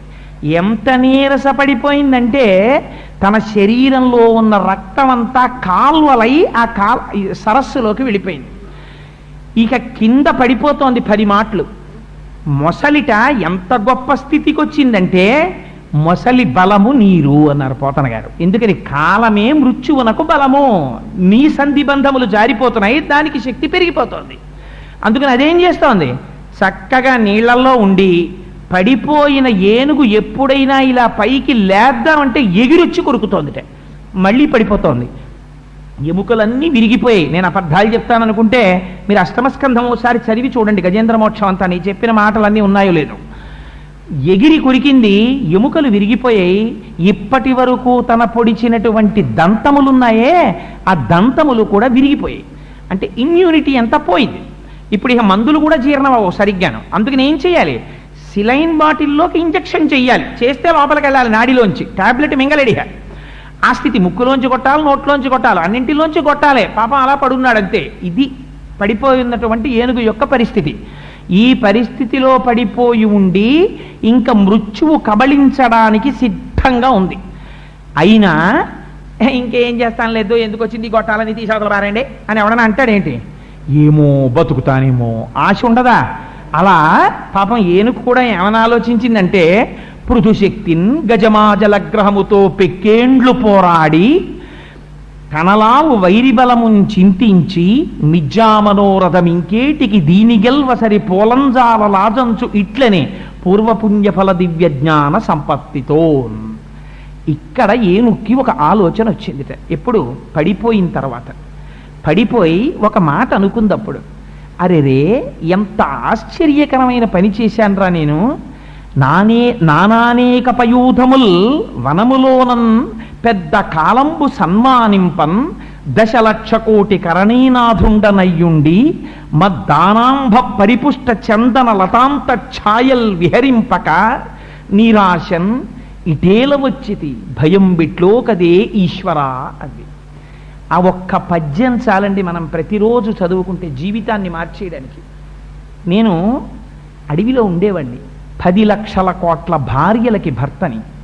ఎంత గొప్పవాణ్ణి అంటే నా మదజలం కారితే ఆ మదజలం చేత చందనపు వృక్షాలు పైకి లేచాయి. అటువంటి గంధపు చెట్ల నీడలో పడుకుని ఉండేవాణ్ణి. హాయిగా గంధపు చెట్ల నీడలో పడుకోక నాకు ఈ కోరిక ఎందుకు పుట్టింది అసలు? నీరాశన్ ఈ సరోవరంలో దిగాలన్న కోరిక ఎందుకు వచ్చింది? దిగాను. నీరు తాగి వెళ్ళిపోతే పోయేదే, తాగి వెళ్ళలేదు. అనవసరంగా నీళ్లలో దిగి అల్లరి చేశాను. భయం బిట్లోకదే ఈశ్వర, ఈ మాట మీరు అండర్లైన్ చేసుకోవాలి గజేంద్ర మోక్షంలో. ఎందుకని? ఆహారము మనకి జంతువులకి సమానం, నిద్ర మనకి జంతువులకి సమానం, ప్రత్యుత్పత్తి మనకి జంతువులకి సమానం. భయము ఇది శరీరగతం కాదు, శరీరంలోంచి రాదు భయం. భయం మనస్సుకి సంబంధించింది. ఈ భయం ఎందుకు వస్తుందంటే ప్రాణం పోతుందేమోనని భయం, మృత్యు వచ్చేస్తుందేమోనని భయం. ఇప్పుడు ఆలోచన ఒకటి కొత్తది వచ్చింది ఏనుక్కి. ఏమని? పృథుశక్తిన్ గజమాజలగ్రహముతో పెక్కేండ్లు పోరాడి సంశిథిలంబై తనలావు వైరిబలమున్ చింతించి మిథ్యామనోరథం బింకేటికి దీని గల్వ సరిపోరంచాల రాదంచు ఇట్లని పూర్వపుణ్యఫల దివ్యజ్ఞాన సంపత్తితో. నేను భూమి మీద తిరిగే ప్రాణిని, మొసలో నీటిలో తిరిగే ప్రాణి. భూమి మీద తిరిగే ప్రాణి నీటిలోకి రావడమే బలహీనత. నీటిలో ఉండేటటువంటి ప్రాణి పృథివీ మీద ఉండేటటువంటి ప్రాణిని నీటిలో ఉండి పట్టుకోవడం దాని బలం. అందుకని ఇవాళ ఎంత అందంగా పట్టుకుందోట తెలుసా అండి మొసలి? ఇక ఏమీ కష్టపట్టలేదట. ఎంత అందంగా పట్టుకుంది అని చెప్పేశారంటే పోతన గారు, పాదద్వంద్వము నేలమోపి పవనున్ బంధించి పంచేంద్రియోన్మాదంబున్ పరిమార్చి బుద్ధిలతకొన్ మారాకు హత్తించి నిష్ఖేద బ్రహ్మ పదావలంబన క్రియన్ క్రీడించు యోగీంద్రు మర్యాదన్ నక్రము విక్రమించకరి పాదాక్రాంత నిర్వక్రమై. మహాయోగి అయినటువంటి వాడు తన ప్రాణవాయువుని నిలబెట్టి ఊపిరి నిబద్ధించి ఒక్కసారి మనస్సులో ఈశ్వర దర్శనం చేస్తూ భగవంతుడి పాదాలు పట్టుకుని ఆనందం పొందుతూ ఎలా ఉండిపోతాడో అలా ఇవాళ ఏమీ పెద్ద కష్టపడకుండా ఊపిరి బిగపట్టి నేల మీద కాళ్ళు గట్టిగా మోపి ఏనుగు పాదాన్ని పట్టుకుని మొసలుండిపోయింది. ఇప్పుడు ఏమవుతుంది? ఇక ఏనుగు కదలలేని స్థితి వస్తోంది. నీకు కాళ్ళున్నంతసేపు తిరగరాని చోటల్లా తిరిగావు, ఇక వీడు తిరగడు అని నిర్ణయం అయిపోయింది. 4 కర్రలు తెచ్చి తీసుకెళ్ళిపోతారు, ఇక తిరగదు కాబట్టి ఆ కాలు. అందుకని కాలు తిరగని చోటుకి వెళ్ళిపోవడానికి ఏనుగు సిద్ధపడుతోంది. మొసలి అంత గట్టిగా పట్టు కూర్చుంది. కూర్చున్న సమయంలో ఆలోచించాడు, నేను ఈ గట్టు మీద ఉన్న వాళ్ళందరినీ నమ్మాను, ఇక వీళ్ళు నాకు ఉపకారం చెయ్యరు. గట్టు మీద ఉన్న వాళ్ళంటే ఎవరు? భార్యలు, బిడ్డలు, బంధువులు, స్నేహితులు, వీళ్ళెవరు పరిమారుస్తారు? నన్ను రక్షించేవాడు ఎవరైనా ఉన్నాడా ప్రపంచంలో అని ఆలోచించింది. ఇప్పుడు గుర్తొచ్చాడు. ఎవరు? భగవంతుడు గుర్తొచ్చాడు. మనకి గుర్తొస్తాడా అంటే పోతన గారు అన్నారు, ఏనుక్కి గుర్తొచ్చాడు కానీ నీకు గుర్తొస్తాడని నమ్మకమేం లేదు అన్నారు. ఎందుకని? పూర్వపుణ్యఫల దివ్యజ్ఞాన సంపత్తితో పూర్వజన్మలో ఏనుగో పుణ్యం చేసింది, ఆ పుణ్యం వల్ల జ్ఞాపకానికి వస్తోంది. కలడందురు దీనులయడ కలడందురు పరమ యోగి గణముల పాలిన్ కలడందురన్ని దిశలను కలడు కలండనెడు వాడు కలడో లేడో. ఆలోచన కరెక్టే, చిన్న తేడా ఒకటి చేసింది చివర. కలడందురు దీనులయడ, చాలా దీనంగా ప్రార్థన చేసిన వాళ్ళందరినీ రక్షించేటటువంటి వాడు ఒకడు ఉన్నాడు అని అంటుంటారు. కలడందురు దీనులయడ కలడందురు పరమ యోగి గణముల పాలన్. 2 చెప్పారు. ఈ ఇంద్రియాల యొక్క పటాటోపాన్ని తనకు తానుగా నిగ్రహించలేక ఈశ్వరుని యొక్క స్వరూపానికి శరణాగత చేసిన వాడికి అదే రక్షణ. మనస్సుని వెనక్కి తిప్పి జ్ఞాన మార్గంలో యోగిగా నిలబడిపోయిన వాడికి అదే రక్షణ. ఇద్దరికీ రక్షణనిచ్చేటటువంటి వాడు ఒకడు ఉన్నాడు అని చెప్తూ ఉంటారు, వాడు రక్షిస్తాడని. కానీ ఆ కలడు కలండెనడు వాడు కలడో లేడో, ఉన్నాడు ఉన్నాడంటారు కానీ వాడు ఉన్నాడో లేడో అని ఓ చిన్న అనుమానం ఒకటి వచ్చింది. సంశయాత్మ వినశ్యతి, ఇదొక్కటి చాలు. వాడు ఉన్నాడో లేడోనండి అని ఓ అనుమానం వచ్చింది అనుకోండి, ఈహరాడు. రామకృష్ణ పరమహంస ఓ కథ చెప్తుండేవారు. లక్ష్మీదేవితో కలిసి నారాయణుడు కూర్చుంటే గభాలను లేచి వెళ్ళిపోతున్నట్ట. ఎందుకంటే అలా వెళ్ళిపోతున్నారంది ఆవిడ. అంటే నా భక్తుడిని రాళ్ళిటి కొడుతున్నారంది. అనేటప్పటికీ లక్ష్మీదేవి ఒక్కసారి దివ్య దృష్టితో చూసింది. ఎవరైన భక్తుడు? ఒక చాకలివాడు, మహాభక్తుడు. ఆయన్ని పిల్లలు రాళ్ళు పెట్టి కొడుతున్నారు, ఆయనకు వచ్చిన నామాలు చెప్పుకుంటుంటే. ఆ భక్తుడిని రక్షించడానికని పరిగెడుతున్నారు శ్రీ మహావిష్ణువు. గబగబా వెళ్ళబోతుంటే ఆ భక్తుడు తీసి రాయి విసిరాడు, తన మీద రాళ్ళు విసిరిన వాళ్ళ మీదకి. శ్రీ మహావిష్ణువు వెనక్కి తిరిగి వచ్చేశారు. ఏం వచ్చేసారే అంది ఆవిడ. తన రక్షణ తను చూసుకున్నాడులే అన్నారు. అందుకని శరణాగతి అంటే నీ రక్షణ ఎందు నీ ప్రమేయము పెట్టుకొనకుండా ఉండుట. కలడు కలండనెడు వాడు కలడో లేడో, ఏమో ఉన్నాడో లేడో, ఈ మాత్రం యుద్ధం కూడా నేను చేయడం మానేస్తే ఇది దిక్కుమాలిన అసలు మింగేస్తుందో ఏమిటో అని అనుమానం దానికి. అందుకని ఇంకా కొంచెం అనుమానమైనటువంటి స్థితిలో ఉంది. ఇప్పుడు ఊపిరాగిపోయేటటువంటి స్థితి వస్తోంది.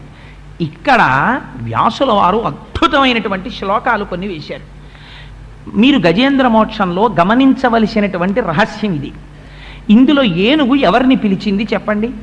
తస్మై నమ పరేశాయ బ్రహ్మణేనంత శక్తయే అరూపయోరు రూపాయ నమ ఆశ్చర్యకర్మణి నమ శాంతాయ ఘోరాయ మూఢాయ గుణధర్మిణి నిర్విశేషాయ సామ్యాయ నమో జ్ఞానఘనాయ చ క్షేత్రజ్ఞాయ నమస్తుభ్యం మహాధ్యక్ష సాక్షిణే పురుషాయ ఆత్మమూలాయ మూల ప్రకృతయే నమ సోహం విశ్వసృజం విశ్వమవిశ్వం విశ్వవేదసం విశ్వాత్మానం పరం బ్రహ్మ ప్రణతోస్మి పరమం పదం యోగరంధిత కర్మాణో హృది యోగ విభావతే యోగినోయం ప్రపశ్యంతి యోగేశం తం నతో స్మృహం నమో నమస్తే కిల కారణాయ నిష్కారణాయ అద్భుత కారణాయ సర్వాగమామ్నాయ మహార్ణవాయ నమోపవర్గాయ పరాయణాయ. ఇంతే పిలిచింది. అంటే ఏమని? పోతన గారు ఎగ్జాక్ట్ ట్రాన్స్లేషన్ వేసేశారు. ఎవ్వనిచే జనించు జగమెవ్వని లోపల నుండి లీనమై ఎవ్వని యందుడిందు పరమేశ్వరుడెవ్వడు మూల కారణంబెవ్వడనాది మధ్యలయుడెవ్వడు సర్వము తానయైన వాడెవ్వడు వానియత్మభౌ ఈశ్వరునే శరణంబు వేడెదన్. ఈ సమస్త ప్రపంచాలు ఎవరిలోంచి పుడుతున్నాయో, ఎవరిలో నిలబడుతున్నాయో, ఎవరిలోకి వెళ్ళిపోతున్నాయో, ఎవడు ఈ లోకమునంతటినీ రక్షిస్తూ ఉంటాడో, ఎవడు ఒక్కడే అనేక రూపాలలో కనపడుతూ ఉంటాడో, ఆయన నర్తకుని భంగి బహుమూర్తులతోడ ఎవడాడు. ఒక నర్తకుడు ఉంటాడు, ఆయనే అనేక పాత్రలు పోషిస్తూ ఉంటాడు. అలా అనేక రూపాలతో ఒక్కడే ఎవరుంటున్నాడో, ఎవడు ఘోరమైన స్వరూపంతో ఉంటాడో, ఎవడు శాంతమైన స్వరూపంతో ఉంటాడో, ఆయనే పాపఫలాన్ని ఇచ్చే ముందు ఘోర రూపంతో ఉంటాడు. అందుకనే కదా అఘోరేభ్యో దఘోరేభ్యో ఘోర ఘోరధరేభ్య అని పిలుస్తాం. ఆయనే ఫలితాన్ని ఇచ్చేటప్పుడు శాంత స్వరూపంతో ఉంటాడు. అందుకే కదా నమస్తే రుద్రమన్యవ ఉతోత ఇషవే నమః అంటున్నాం. ఆయనే చాలా కోపంతో ఉంటాడు, ఆయనే శాంతంగా ఉంటాడు. అలా రెండు లక్షణాలు ఉన్నవాడెవడో, ఈ జగత్తంతా వ్యాప్తి చెందినవాడెవడో, స్త్రీ పురుష నపుంసక మూర్తియును కాక తిరియక అమూర్తియును కాక కర్మ గుణ భేద సరస ప్రకాశి కాక వెనుక నన్నియుతానగు విభుతలంతూ ఆయన స్త్రీ కాడు, పురుషుడు కాడు, నపుంసకుడు కాడు, కర్మ కాడు, జంతువు కాడు. అటువంటి వాడెవడున్నాడో వాణ్ణి నేను పిలుస్తున్నాను. ఓ కమలాప్త, ఓ వరద, ఓ ప్రతిపక్ష విపక్ష దూర కుయో, ఓ కవియోగి వందిత, ఓ శరణాగతామరానోక, ఓ మునీశ్వర మనోహర, ఓ విమల ప్రభావ, రావే కరుణింపవే తలపవే శరణార్థిని నన్నువే అంది. ఎవరిని పిలిచినట్టు? ఓ కమలాప్త, ఓ వరద, ఓ ప్రతిపక్ష విపక్ష దూర కుయో, అందరికీ కూడా ఆర్తిని తీర్చేటటువంటి వాడా, కమలములకు బాంధవుడైనటువంటి వాడా, లోకములను రక్షించేటటువంటి వాడా, నువ్వు వెంటనే బయలుదేరి రావాలి. కవులందరూ ఎవరిని ప్రస్తుతి చేస్తున్నాడో అటువంటి స్వరూపం కదిలి రావాలి.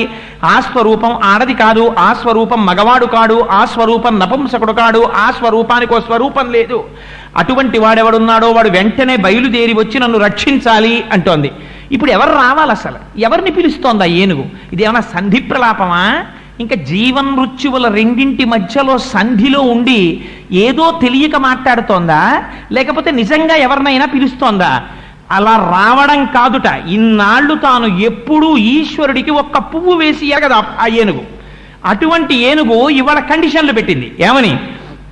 కలుగడే నా పాలి కలిమి సందేహింప కలిమిలే ములులేక కలుగువాడు నా కడ్డబడరాడెనలిన సాధువులచే బడిడి సాధువుల కడ్డుబడివాడు లీలతో నామరాలింపడే మొరగుల మొరలిరుంగుచు తన్ను మొరగువాడు ఆది మధ్యాంతములు లేక ఎరలువాడు భక్త జనముల దీనుల పాలివాడు వినడే చూడడే తలపడే వేగరాడే అంది. ఎవరు రావాలట అంటే కలుగడే నా పాలి కలిమి సందేహింప కలిమిలే ములులేక కలుగువాడు. నా దగ్గరికి వెంటనే పరిగెత్తుకుంటూ రావద్దా భగవానుడు? ఎందుకు వస్తాడు? కలిమిలే ములులేక కలుగువాడు. వీడికి ఐశ్వర్యం ఉందా, ఐశ్వర్యం పోయిందా అని చూడడం ఆయన లక్షణం కాదు. ఒకనాడు ఏనుగు అంత ఐశ్వర్యంతో ఉన్నప్పుడు నాకు పూజ చేయలేదు, ఇప్పుడు మరణ సదృశమైనటువంటి వేదనని పొందుతూ పడిపోయినప్పుడు నేను గుర్తొచ్చానా అని అడిగే లక్షణం ఉన్నవాడు కాడు. వస్తాడు. లీలతో నామరాలింపడే మొరగుల మొరలెరుంగుచు తన్ను మొరగువాడు. మామూలుగా వస్తే నేను ఒప్పుకోను. ఎలా రావాలా వచ్చేవాడు? నన్ను రక్షించడం కోసమని రావడంలో నేను పడుతున్నటువంటి కష్టాన్ని చూసి తన్ని తాను మరిచిపోయి పరిగెత్తుకుంటూ రావాలి. మొరగుల మొరలిరుంగుచు తన్ను మొరగువాడు ఆది మధ్యాంతములు లేక ఎరలువాడు. వాడికి ఆది ఉండకూడదు, మధ్యం ఉండకూడదు, అంత ఉండకూడదు, అంతటా వ్యాపించిన వాడై ఉండాలి. అటువంటి వాడు రావాలి. భక్త జనముల దీనుల పాలివాడు వినడే చూడడే తలపడే వేగరాడే. ఎందుకు రాడటువంటి వాడు? అలా రావాలి. వచ్చేటప్పుడు ఎందుకు రావాలట? లా ఒక్కింతజు లేదు ధైర్యము విలోలంబయ్యే ప్రాణంబులా ఠావుల్ తప్పెను మూర్ఛ వచ్చే తనువుండెన్ శ్రమంబయ్యడిన్ నీవే తప్ప ఇతప్పరం బెరుగా. ఇప్పుడంది మాట. ఇది శరణాగతి. నీవే తప్ప ఇతప్పరం బెరుగ మన్నింపందగున్ దీనునిన్ రావే ఈశ్వరత్మక. లావొక్కింతయు లేదు, ఏమి బలం లేదు నాకు ఇప్పుడు. నా శరీరంలో నేను ఇహ మొసలితో యుద్ధం చేయడానికి నాకు శక్తి లేదు. ధైర్యము విలోలంబయ్యే, నా ధైర్యం అంతా నాశనం అయిపోయింది. ధైర్యము విలోలంబయ్యే ప్రాణంబులా ఠావుల్ తప్పెను. ప్రాణములు తమ తమ స్థానములలోంచి కదిలిపోతున్నాయి. ఇహ నీరసం వచ్చేస్తోంది. ప్రాణంబులా ఠావుల్ తప్పెను మూర్ఛ వచ్చే. ఇహ స్పృహ పోతోంది. మరణానికి దగ్గర పడుతున్నప్పుడు ఎలా ఉంటుందో చూపించారు పోతన గారు. అందుకని మూర్ఛ వచ్చే తనువుండెన్, శరీరం అంతా డస్సిపోయింది. శ్రమం బయ్యడిన్, ఏం చేశానో తెలియదు కానీ విపరీతమైన అలసట. శ్రమం బయ్యడిన్ నీవే తప్ప ఇతప్పరం బెరుగా.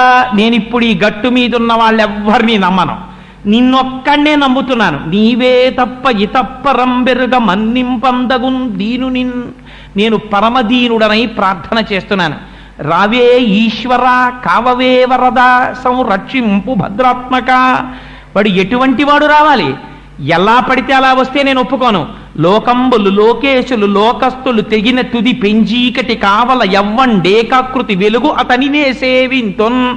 ఈ లోకాలన్నీ లయమైపోయినప్పుడు, లోకంలో ఉన్న వాళ్ళందరూ వెళ్ళిపోయినప్పుడు, విపరీతమైన గాఢాంధకారం అలుముకుపోయినప్పుడు, సూర్యచంద్రులు కూడా లేనప్పుడు ఉండిపోయిన ఒక్కడెవడుంటాడో ఆ ఒక్కడు ఎవడున్నాడో వాడు బయలుదేరి రావాలి. వాడొచ్చి నన్ను రక్షించాలి. ఇన్ని కండిషన్లు పెట్టింది ఏనుగు. పెట్టి ప్రార్థన చేసింది చివర్లో. ఇప్పుడు 33 కోట్ల మంది దేవతలు లేచారట.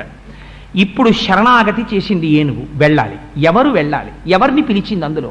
ఓ సరస్వతి, ఓ బ్రహ్మ, ఓ శ్రీ మహావిష్ణువా, ఓ నారాయణుడా, ఓ శివుడా, ఏదైనా పోనీ ఒక పేరో ఒక వర్ణనమో ఒక రూపమో, ఓ చంద్రకళాధరుడా, ఓ నాగాంబరధరుడా, లేకపోతే ఓ నాగభూషణ, లేకపోతే ఓ గరుత్మంతుణ్ణి వాహనంగా ఉన్నవాడా, లేకపోతే సరస్వతిని భర్తగా కలిగినవాడా, ఎవరిని పిలవలేదు అర్థం చేసుకోవడానికి. ఒక తత్వాన్ని చెప్పి వాడు రావాలంటోంది.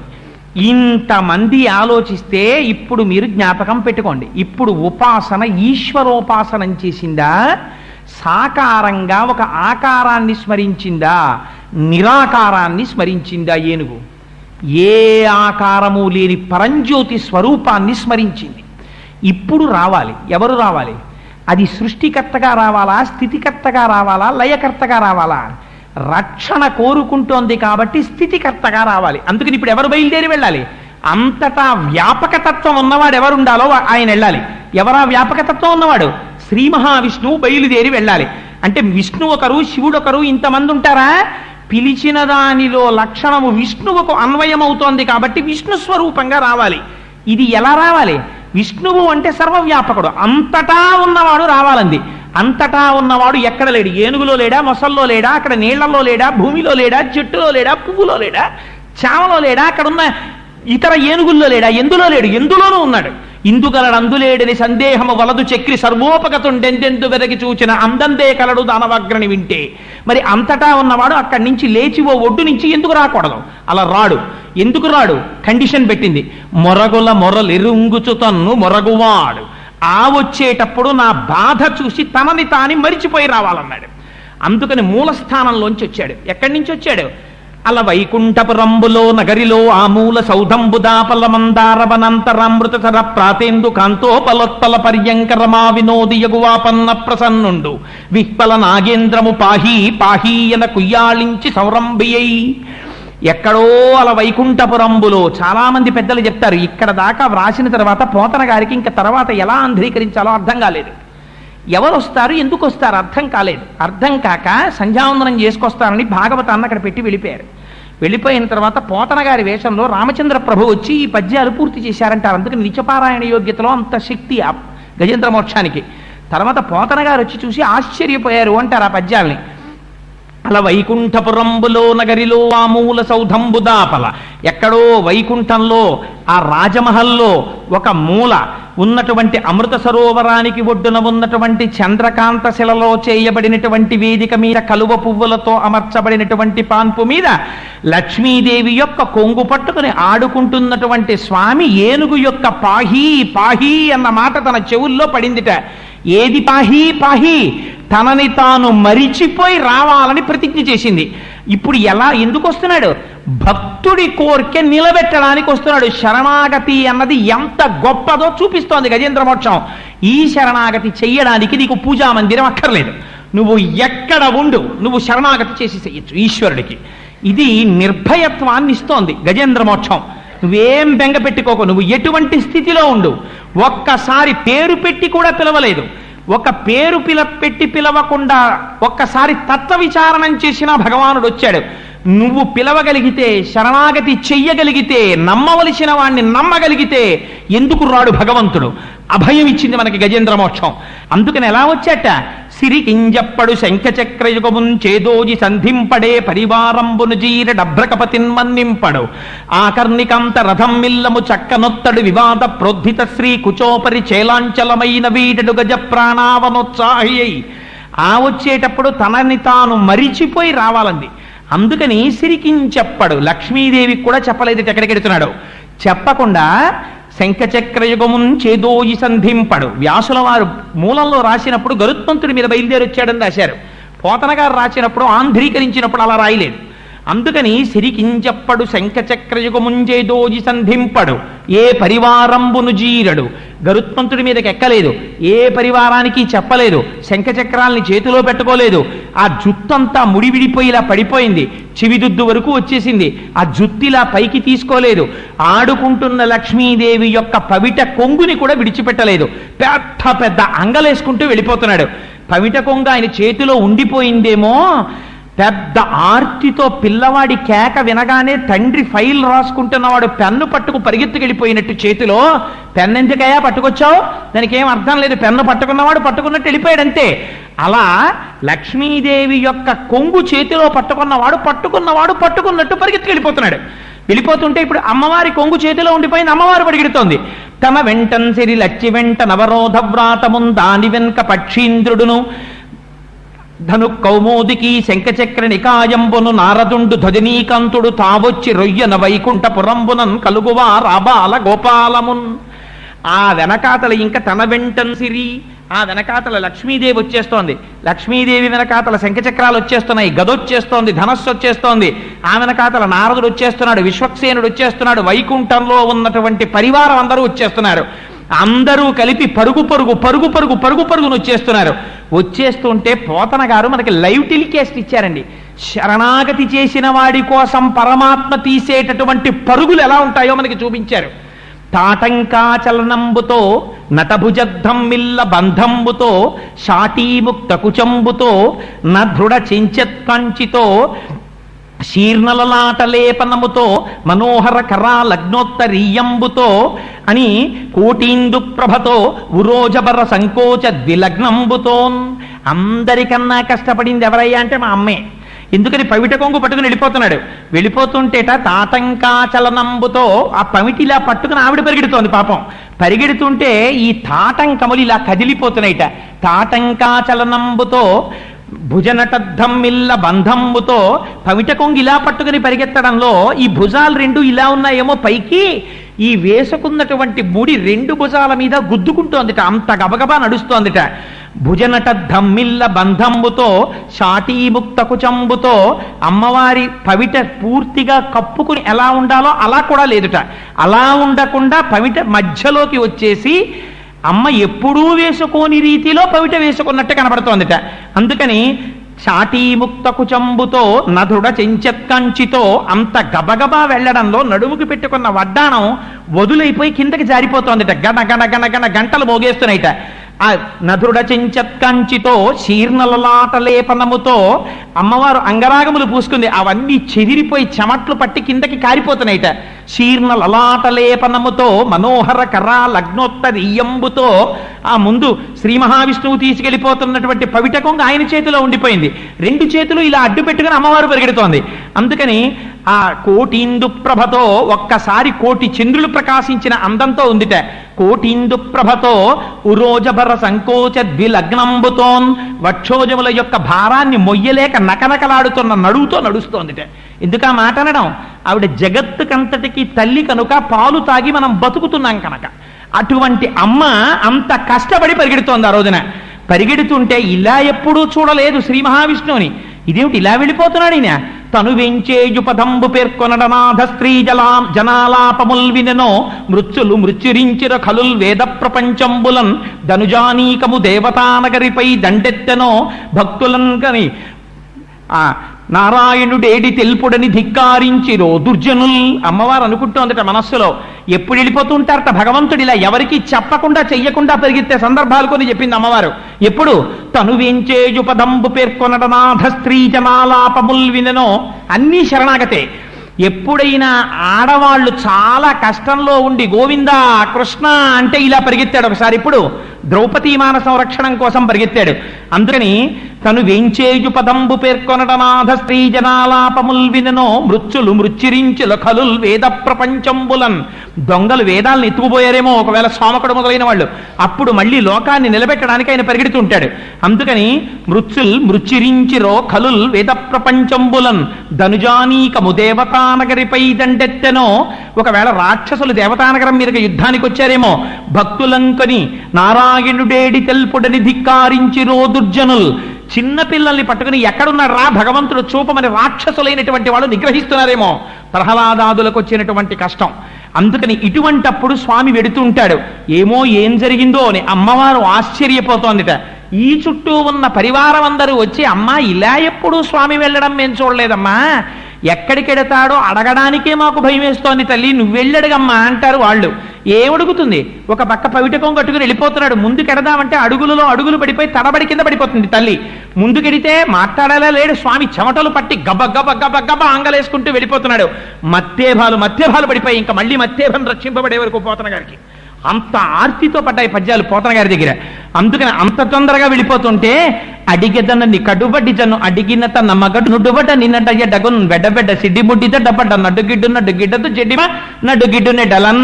ఆ తడబడిపోయి అడుగులు తడబడిపోతూ ఆయన కాళ్లలో కాళ్ళేసుకుంటూ నడవలేక పరిగెత్తుతూ చెమట పడుతూ వెళ్ళిపోతోందిట. అసలు కష్టమంతా ఎవరికి వచ్చింది? వెళ్ళిపోతున్నాయని బాగానే వెళ్ళిపోతున్నాడు. కష్టాలన్నీ పాపం మా అమ్మకు వచ్చాయి. ఎందుకని?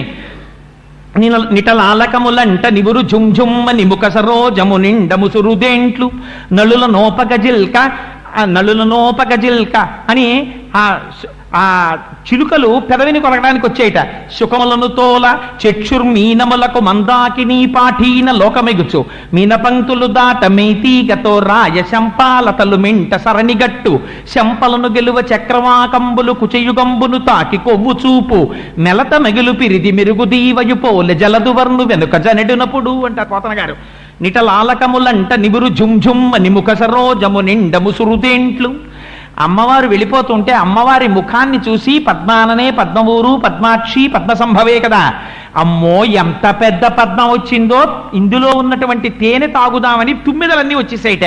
వచ్చేస్తే అమ్మవారి చూసి, ఓరి మీ మిహమిచ్చా, పద్మం కాదే, నేను లక్ష్మీదేవినే, పొండేని పాపం ఓ పవిట కొంగి ఇలా పట్టుకుని ఓ చేత్తో తుమ్మిదల్ని తోసుకుందిట. నిటలాలకములంట నిబురు ఝుంఝుమ్మ నిముక సరోజము నిండ ముసురుదేంట్లు అని ఆ తుమ్మెదల్ని పక్కకి తోసేస్తే అక్కడ ఉన్నటువంటి చిలుకలు వచ్చి అమ్మవారి కింది పెరివిని చూసి ఇదేదో బాగా ముగ్గిన దొండపండు, దీన్ని కొరుకుదామని చిలుకలు వచ్చేయట. ఆ చిలుకల్ని పక్కకి తోసేసిందిట. అయ్యో ఇది దొండపండు కాదే, నా పెరిమే అని.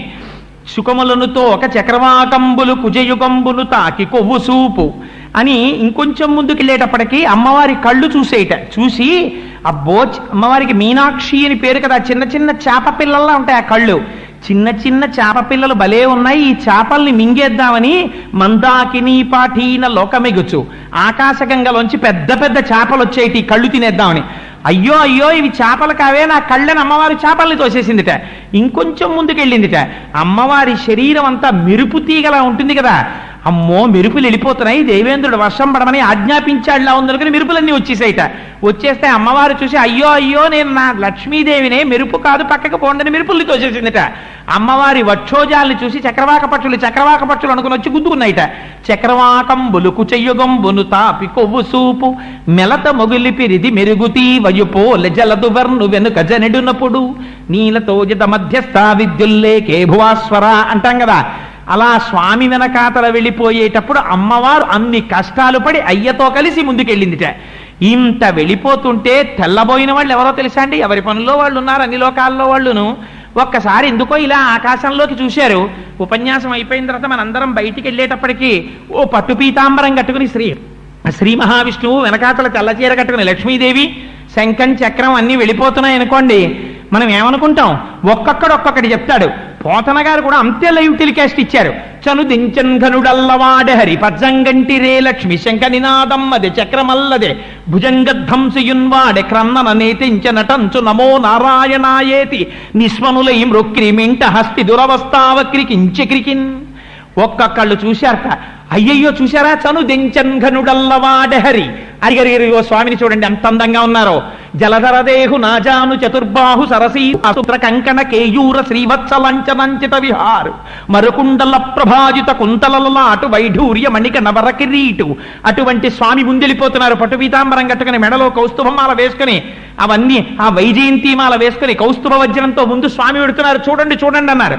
ఈ పక్కన ఉన్న వాళ్ళు ఉన్నారు, పజ్జంగంటిరే లక్ష్మి, అదిగోరా వెనకాల లక్ష్మీదేవి పెడుతోని చూడండి చూడండి అన్నారు. పజ్జంగంటిరే లక్ష్మి శంఖనినాదమ్మలే. వీళ్ళిలా నిలబడిపోయారా, ఆ ప్రొసెషన్ వెళ్ళిపోతోంది. వెళ్ళిపోతున్నప్పుడు చూస్తున్నవాడు ఏమంటాడు? అదిగో అచ్చుసారా అంటాడు. శంఖ నినాదమ్మదే, స్వామివారి చేతిలో శంఖం వెళ్ళిపోతోంది. చక్రమల్లదే, అదిగో సుదర్శనం వెళ్ళిపోతోంది. చక్రమల్లదే భుజంగధ్వంసియున్వాడే, అడిగో గరుత్మంతుడు ఒక్కడు వెనకాలెడుతున్నాడు. ఇవాళ స్వామి నడిచి వెళ్ళిపోతున్నారు. భుజంగధ్వంసియున్వాడే క్రన్నన నేతించ నటంచు వేల్పులు నమో నారాయణాయేతి నిస్పనులై మృక్కిరి మింట హస్తి దురవస్థావక్రికించక్రికిన్. అడిగోరా వెళ్ళిపోతున్నాడు, ఏనుగుని రక్షించడానికి ఎంత తనని తాను మరిచిపోయి పరిగెడుతున్నాడో చూడండి రా స్వామి అని నమో నారాయణాయేతి, స్వామి నమో నారాయణ నమస్కారాలు చేస్తున్నారట. గబ వెళ్ళిపోయాడు తండ్రి. వెళ్ళిపోయి ఒక్కసారి ఆ ఏనుగుని చూశాడు. ఆ మొసలి యొక్క నోటిలో కర్ర నవిలేస్తోంది కాల్ని. అంతిమ శ్వాసతో కన్నుల వెంట నీరు కారిపోతుండగా నిలబడి ఉన్నాడు. వెంటనే ఒక్కసారి తన సుదర్శనానికి ఆజ్ఞ ఇచ్చాడు. ఆ చక్రం వెళ్ళింది, పెద్ద చప్పుడు చేసుకుంటూ నీటిలో దిగింది. ఆ మొసలి యొక్క కుత్తుకని కత్తిరించేసింది. ఆ గొంతు తెగిపోగానే తన కాలు బయటికి తీసుకుని అడుగు తీసి అడుగు వెయ్యలేక ఒడ్డున కనబడుతున్నటువంటి స్వామిని చూసి ఒక తామర పువ్వు ఒకటి తొండంతో పట్టుకుని పైకెక్కుతోందిట ఏనుగు. ఎక్కుతుంటే పోతనగారు అన్నారు, మకరమొకటి రవిచొచ్చను మకరము మరి ఒకటి ధనదు మాటున డాగెన్ మకరాలయమున తిరిగెడు మకరంబులు కూర్మ రాసి మరుగున కరిగెన్. మకరం అన్న పేరునవని పారిపోయేట ఆ రోజున లోకంలో. ఎందుకని? ఆ రోజున సుదర్శన చక్రం మకరం అంటే మొసల్ని చంపింది.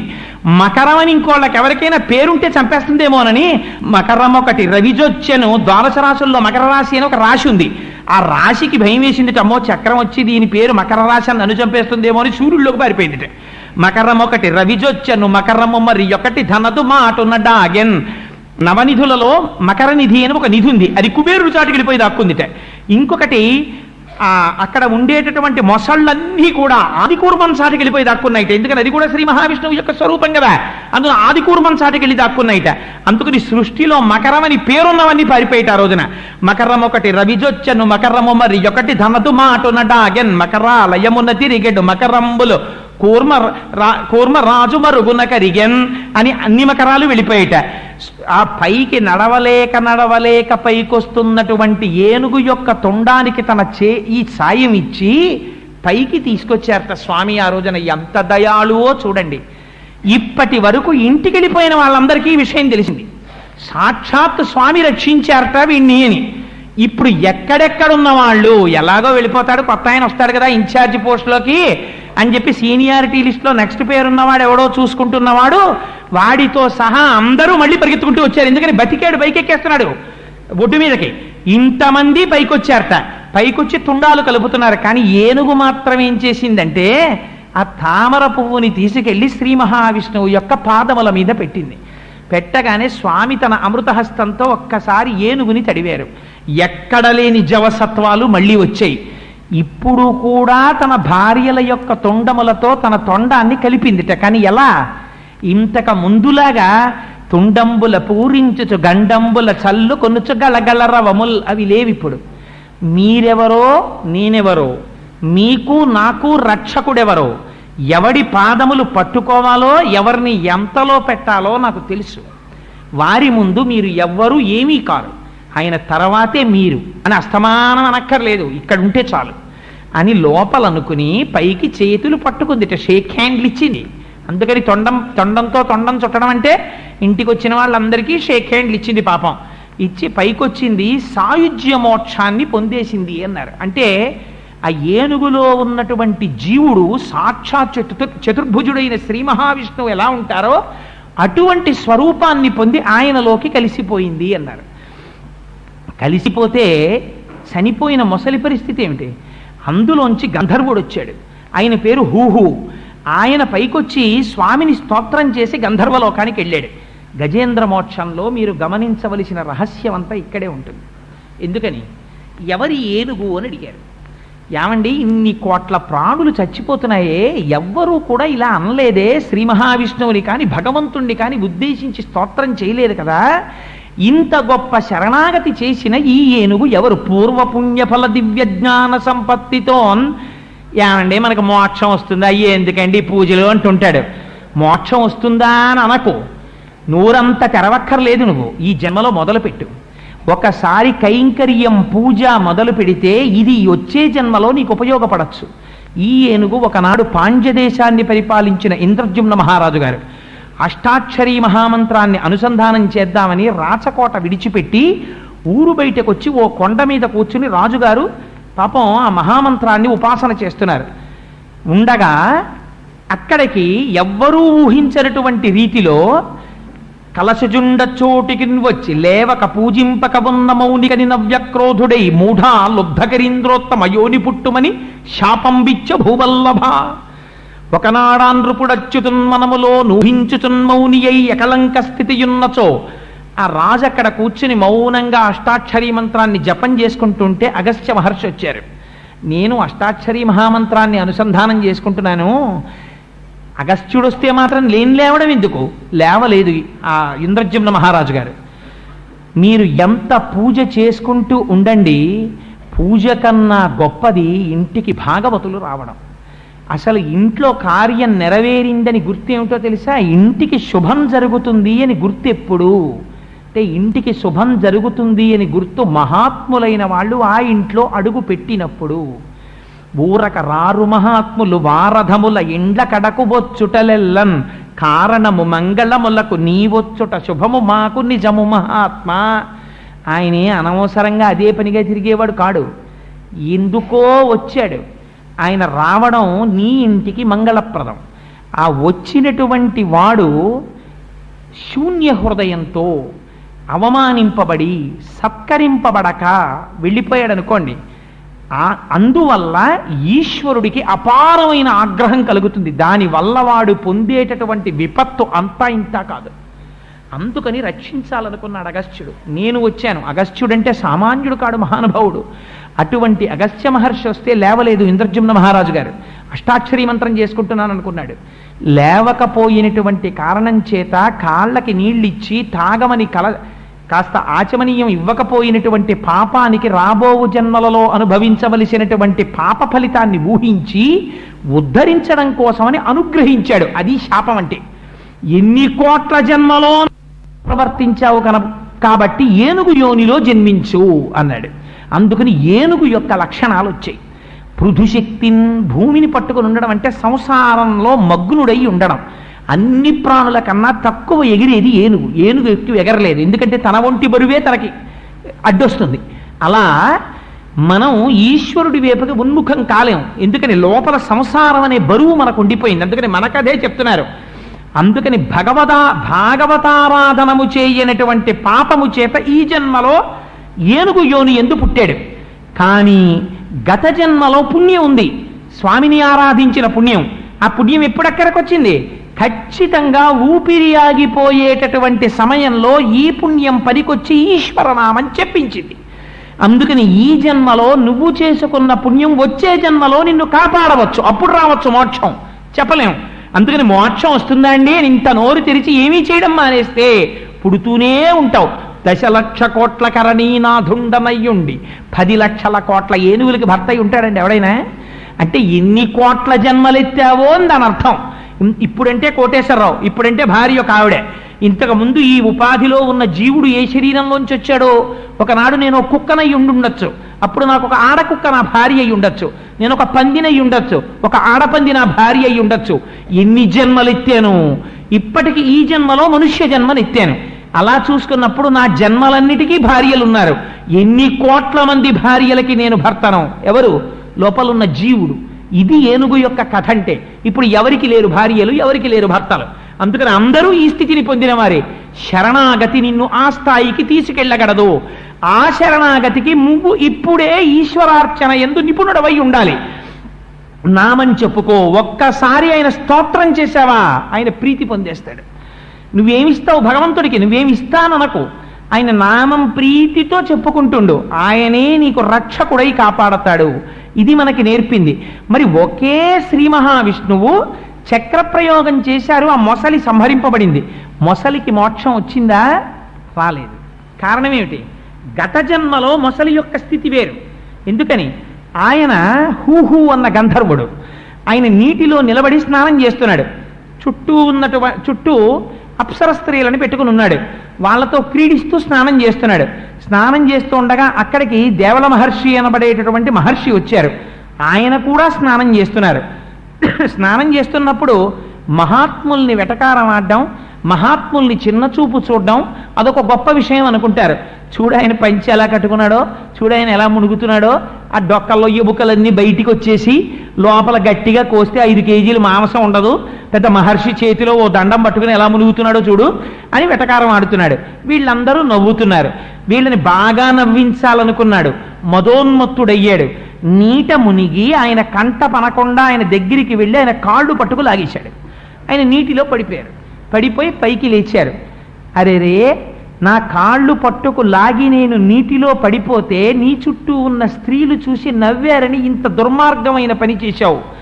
నీ సరదా తీరడానికి నీటి లోపలే ఉండి కాళ్ళు పట్టుకోవడమే ప్రయోజనంగా కలిగిన మొసలి జన్మ ఎత్తెదవుగాక అని శపించాడు. మొసలికున్న దౌర్భాగ్యం ప్రపంచంలో ఏమిటో తెలుసా అండి? మొసలికొక్కదానికే వాసపుణ్యం ఉండదు. అది త్రివేణీ సంగమంలో ఉండనివ్వండి. త్రివేణీ సంగమంలో బతికున్న నాళ్ళు మొసలి ఉండనివ్వండి, దానికి స్నానం చేసిన ఫలితం దాని ఖాతాలో వేరు. ఎందుకు వేరో తెలుసా? నీళ్లల్లో ఉంటుంది కానీ శరీరం అంతా నీళ్లల్లో పెట్టి ముక్కొక్కటే పైకి పెట్టి దాని పని ఏమిటంటే ఎవరు నీళ్లల్లో దిగురుతున్నారు, ఎవరిని పట్టుకుందాం, ఇదే ఆలోచన పెట్టుకుని ఎప్పుడు నీటి అడుగు నుంచి వచ్చి ఎవరి కాలు పట్టుకు లాక్కెళ్ళిపోదామని చూస్తుంటుంది. మనస్సులో ఉన్న పాప ప్రవృత్తి చేత పైనున్న ఉపాధి త్రివేణి సంగమంలో ఉన్న మొసలికి మాత్రం ఇహ పుణ్యం రాదు. అందుకని అంత భయంకరమైన జన్మనిచ్చారు. ఎక్కడ పడ్డాడు? వెళ్ళి త్రికూటాచల పర్వతం మీద ఉన్నటువంటి సరోవరంలో పడ్డాడు. ఎప్పుడు నీకు మళ్ళీ శరణం అంటే చక్రధారలకి నీ గొంతు తెగిపోవాలి, తెగిపోతే నీకు మోక్షం అన్నారు. నువ్వు ఈ మోక్షం కాదు, మోక్షం ఇవ్వరు. ఎందుకని? గత జన్మలో పుణ్యం కాదు, ఈశ్వరనామం కాదు చేసింది, ఇంద్రద్యుమ్న మహారాజు గారు చేశారు, మోక్షం వచ్చింది. నువ్వు అపచారం చేశావు, అందుకని మళ్ళీ పూర్వం ఏ స్థాయిలో ఉన్నావో అక్కడికే పెడతావంతే. అందుకని విష్ణు దర్శనం అవలేదా? అయింది. హుహుకి స్తోత్రం చేశాడు, అయినా మోక్షం వచ్చిందా? రాదు, మళ్ళీ హుహు అవుతాడంతే. అయ్యి ఎక్కడికి వెళ్ళాడు? మళ్ళీ గంధర్వలోకానికి వెళ్ళిపోయాడు. ఎంత చేసుకున్న వారికి అంత. అందుకని 1000 నామాలు వచ్చాయి. సహస్రనామాలు రావడానికి కారణం ఏమిటి? ఆర్తితో నువ్వు చెప్పుకోగా చెప్పుకోగా చెప్పుకోగా ఎక్కడో అక్కడ ఈ పుణ్యం నిన్ను కాపాడుతుంది. అందుకని వచ్చాయి సహస్రనామాలు, ఇన్ని రూపాలు, అయితే నామరూపాలు ఎందుకు పరమాత్మకి? అందుకని హూహూ మళ్ళీ గంధర్వుడై వెళ్ళిపోయాడు. ఇన్ని ధర్మ సూక్ష్మాల్ని మనకి చెప్పి ఒక విషయం చెప్పారు. సాధారణంగా భాగవతంలో ఎక్కడైనా ఫలస్థుతి చెప్తే దాన్ని పుస్తకాన్ని వ్రాసినటువంటి వారు ఎవరున్నారో వారు చెప్తారు, ఇది చదివితే ఈ ఫలితం వస్తుందని చెప్పారు. కానీ అపారమైన కృప వహించి గజేంద్ర మోక్షానికి మాత్రం సాక్షాత్తుగా శ్రీమన్నారాయణుడు ఫలస్థుతి చెప్పాడు. ఎంత గొప్ప ఫలస్థుతో తెలుసా అండి? నరనాథ నీకును నాచేత వివరింపబడిన గజరాజమోక్షణ కథ విను వారికి యశములిచ్చును దురితాపహంబు దుస్వప్ననాశంబు దుఃఖ సంహారంబు ప్రొద్దున మేల్గాంచి పూత వృత్తి నిత్యంబు పటించు నిర్మలాత్మకులైన విప్రులకు బహు విభవమమరు మోక్షమరచేతి దయ్యుండు ముదము చేరుననుచు విష్ణుండు ప్రీతుడై ఆనతిచ్చే. సాక్షాత్తుగా శ్రీ మహావిష్ణువే ఫలస్థుతి చెప్పారు. ఏమని? ఎక్కడైతే ఈ గజేంద్ర మోక్ష కథని చెప్పుకుంటున్నారో వింటున్నారో అక్కడ దుస్వప్నముల యొక్క ఫలితములన్నీ పోతాయి, దురితములన్నీ ఉపశాంతిని పొందుతాయి. గ్రహముల వల్ల వస్తున్న భయంకరమైనటువంటి ఫలితములుంటే ఆ ఫలితములు ఉపశాంతిని పొందుతాయి. ఎవరెవరు నిద్ర తెలివి రాగానే కన్ను రెప్ప విప్పకుండా ఒక్కసారి ఆ సరోవరాన్ని తలుచుకుని, సరోవరంలో ఏనుగుని అక్కడ ఉన్న చెట్లని తలుచుకుని, ఏనుగు చేసినటువంటి ప్రార్థన ఇందాక సంస్కృతంలో చెప్పింది ఉందే, తస్మై నమః పరేశాయ బ్రహ్మణేనంత శక్తయే, అది కానీ అనువాద పద్యాలు కానీ ఈ పద్యాల్ని చదువుకొని శ్రీ మహావిష్ణువుని ఏనుగుని మొసల్ని తలుచుకుని ఒక్క నిమిషం గిర్రను తలుచుకుని కన్ను విప్పుతారో అది ఎవరికైనా అలవాటైతే శ్రీ మహావిష్ణువు వరం ఇచ్చారు. అలా ఎవరు చేస్తారో వాళ్ళకి అంచమునందు ఏ బాధ లేకుండా కాలుడు మొసలయ్యొచ్చి పట్టుకోవడం, ప్రజ్వరుడు రావడం, సంధిబంధములు విడిపోవడం, ఇటువంటి బాధ లేకుండా అనాయాసంగా దోసపండు ముచిక నుంచి విడివిడిపోయినట్టు శరీరము నుంచి జీవుడు విడివడి నేను వచ్చి చెయ్యి ఇచ్చి సింహాసనం ఎక్కించి తీసుకెళ్ళి నా లోకంలో నాలో కలుపుకుంటాను అని వరం ఇచ్చారు. ఇహమునందు అన్ని కోరికలు తీరుతాయి, పిల్లలు బాగుంటారు, దుస్వప్నములు ఉపశాంతి పొందుతాయి, ఐశ్వర్యం పొందుతారు, సంపదని పొందుతారు. అందున బ్రాహ్మణ జన్మనెత్తినటువంటి వాడు గజేంద్ర మోక్షాన్ని నిత్యపారాయణం చెయ్యాలి. అందుకని విప్రులకు బహు విభవమరు, సంపదలు కల్గు, పీడలు శాంతి పొందు, సుఖము సిద్ధించు, వర్ధిల్లు శోభనములు. ఇంట్లో శుభాల మీద శుభాలు, శుభాల మీద శుభాలు జరుగుతాయి. ఎందుకని? అద్భుతమైనటువంటి నిరంజన నిరామయ నిరాకార స్తోత్రం ఇందులో ఉంది. అటువంటి పరబ్రహ్మ స్తోత్రం ఉంది కాబట్టి ఎక్కడ గజేంద్ర మోక్ష నిత్యపారాయణ జరుగుతుందో అక్కడ అటువంటి ఫలితం వస్తుంది. గజేంద్ర మోక్షం చెప్పించడం వల్ల శరీరమును విడిచిపెట్టినటువంటి వాళ్ళు ఎవరున్నారో వారు పరమాత్మలోకి ప్రవేశిస్తారు. ఎందుకని? గజేంద్ర మోక్షానికి ఆ శక్తి ఉంది కనుక, సాక్షాత్తు శ్రీమన్నారాయణుడు అటువంటి వరాన్ని ఇచ్చాడు కనుక. మహానుభావుడు మృత్యుంజయరావు గారికి ఎందుకు వచ్చిందో ఆలోచన, ఒక భర్త భార్యకి చెయ్యగలిగిన మహోపకారం ఇంతకన్నా ఏముంటుంది?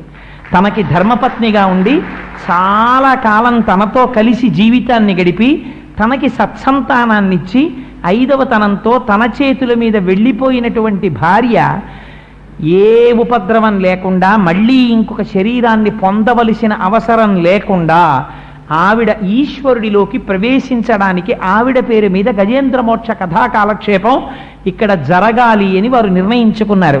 ఇది ఈశ్వర ప్రచోదనం. లేకపోతే ఇంకో కార్యక్రమం పెట్టుకోకూడదా? ఆ కార్యక్రమం వెళ్ళిపోయినటువంటి జీవుణ్ణి ఆత్మలోకి కలపలేదు. కలపగలిగినటువంటి శబ్దశక్తి కలిగినది ఒక్క గజేంద్ర మోక్షమే. అందుకని వారు అడిగారు, అంతకన్నా నా జన్మకి ధన్యమే ఉంటుంది?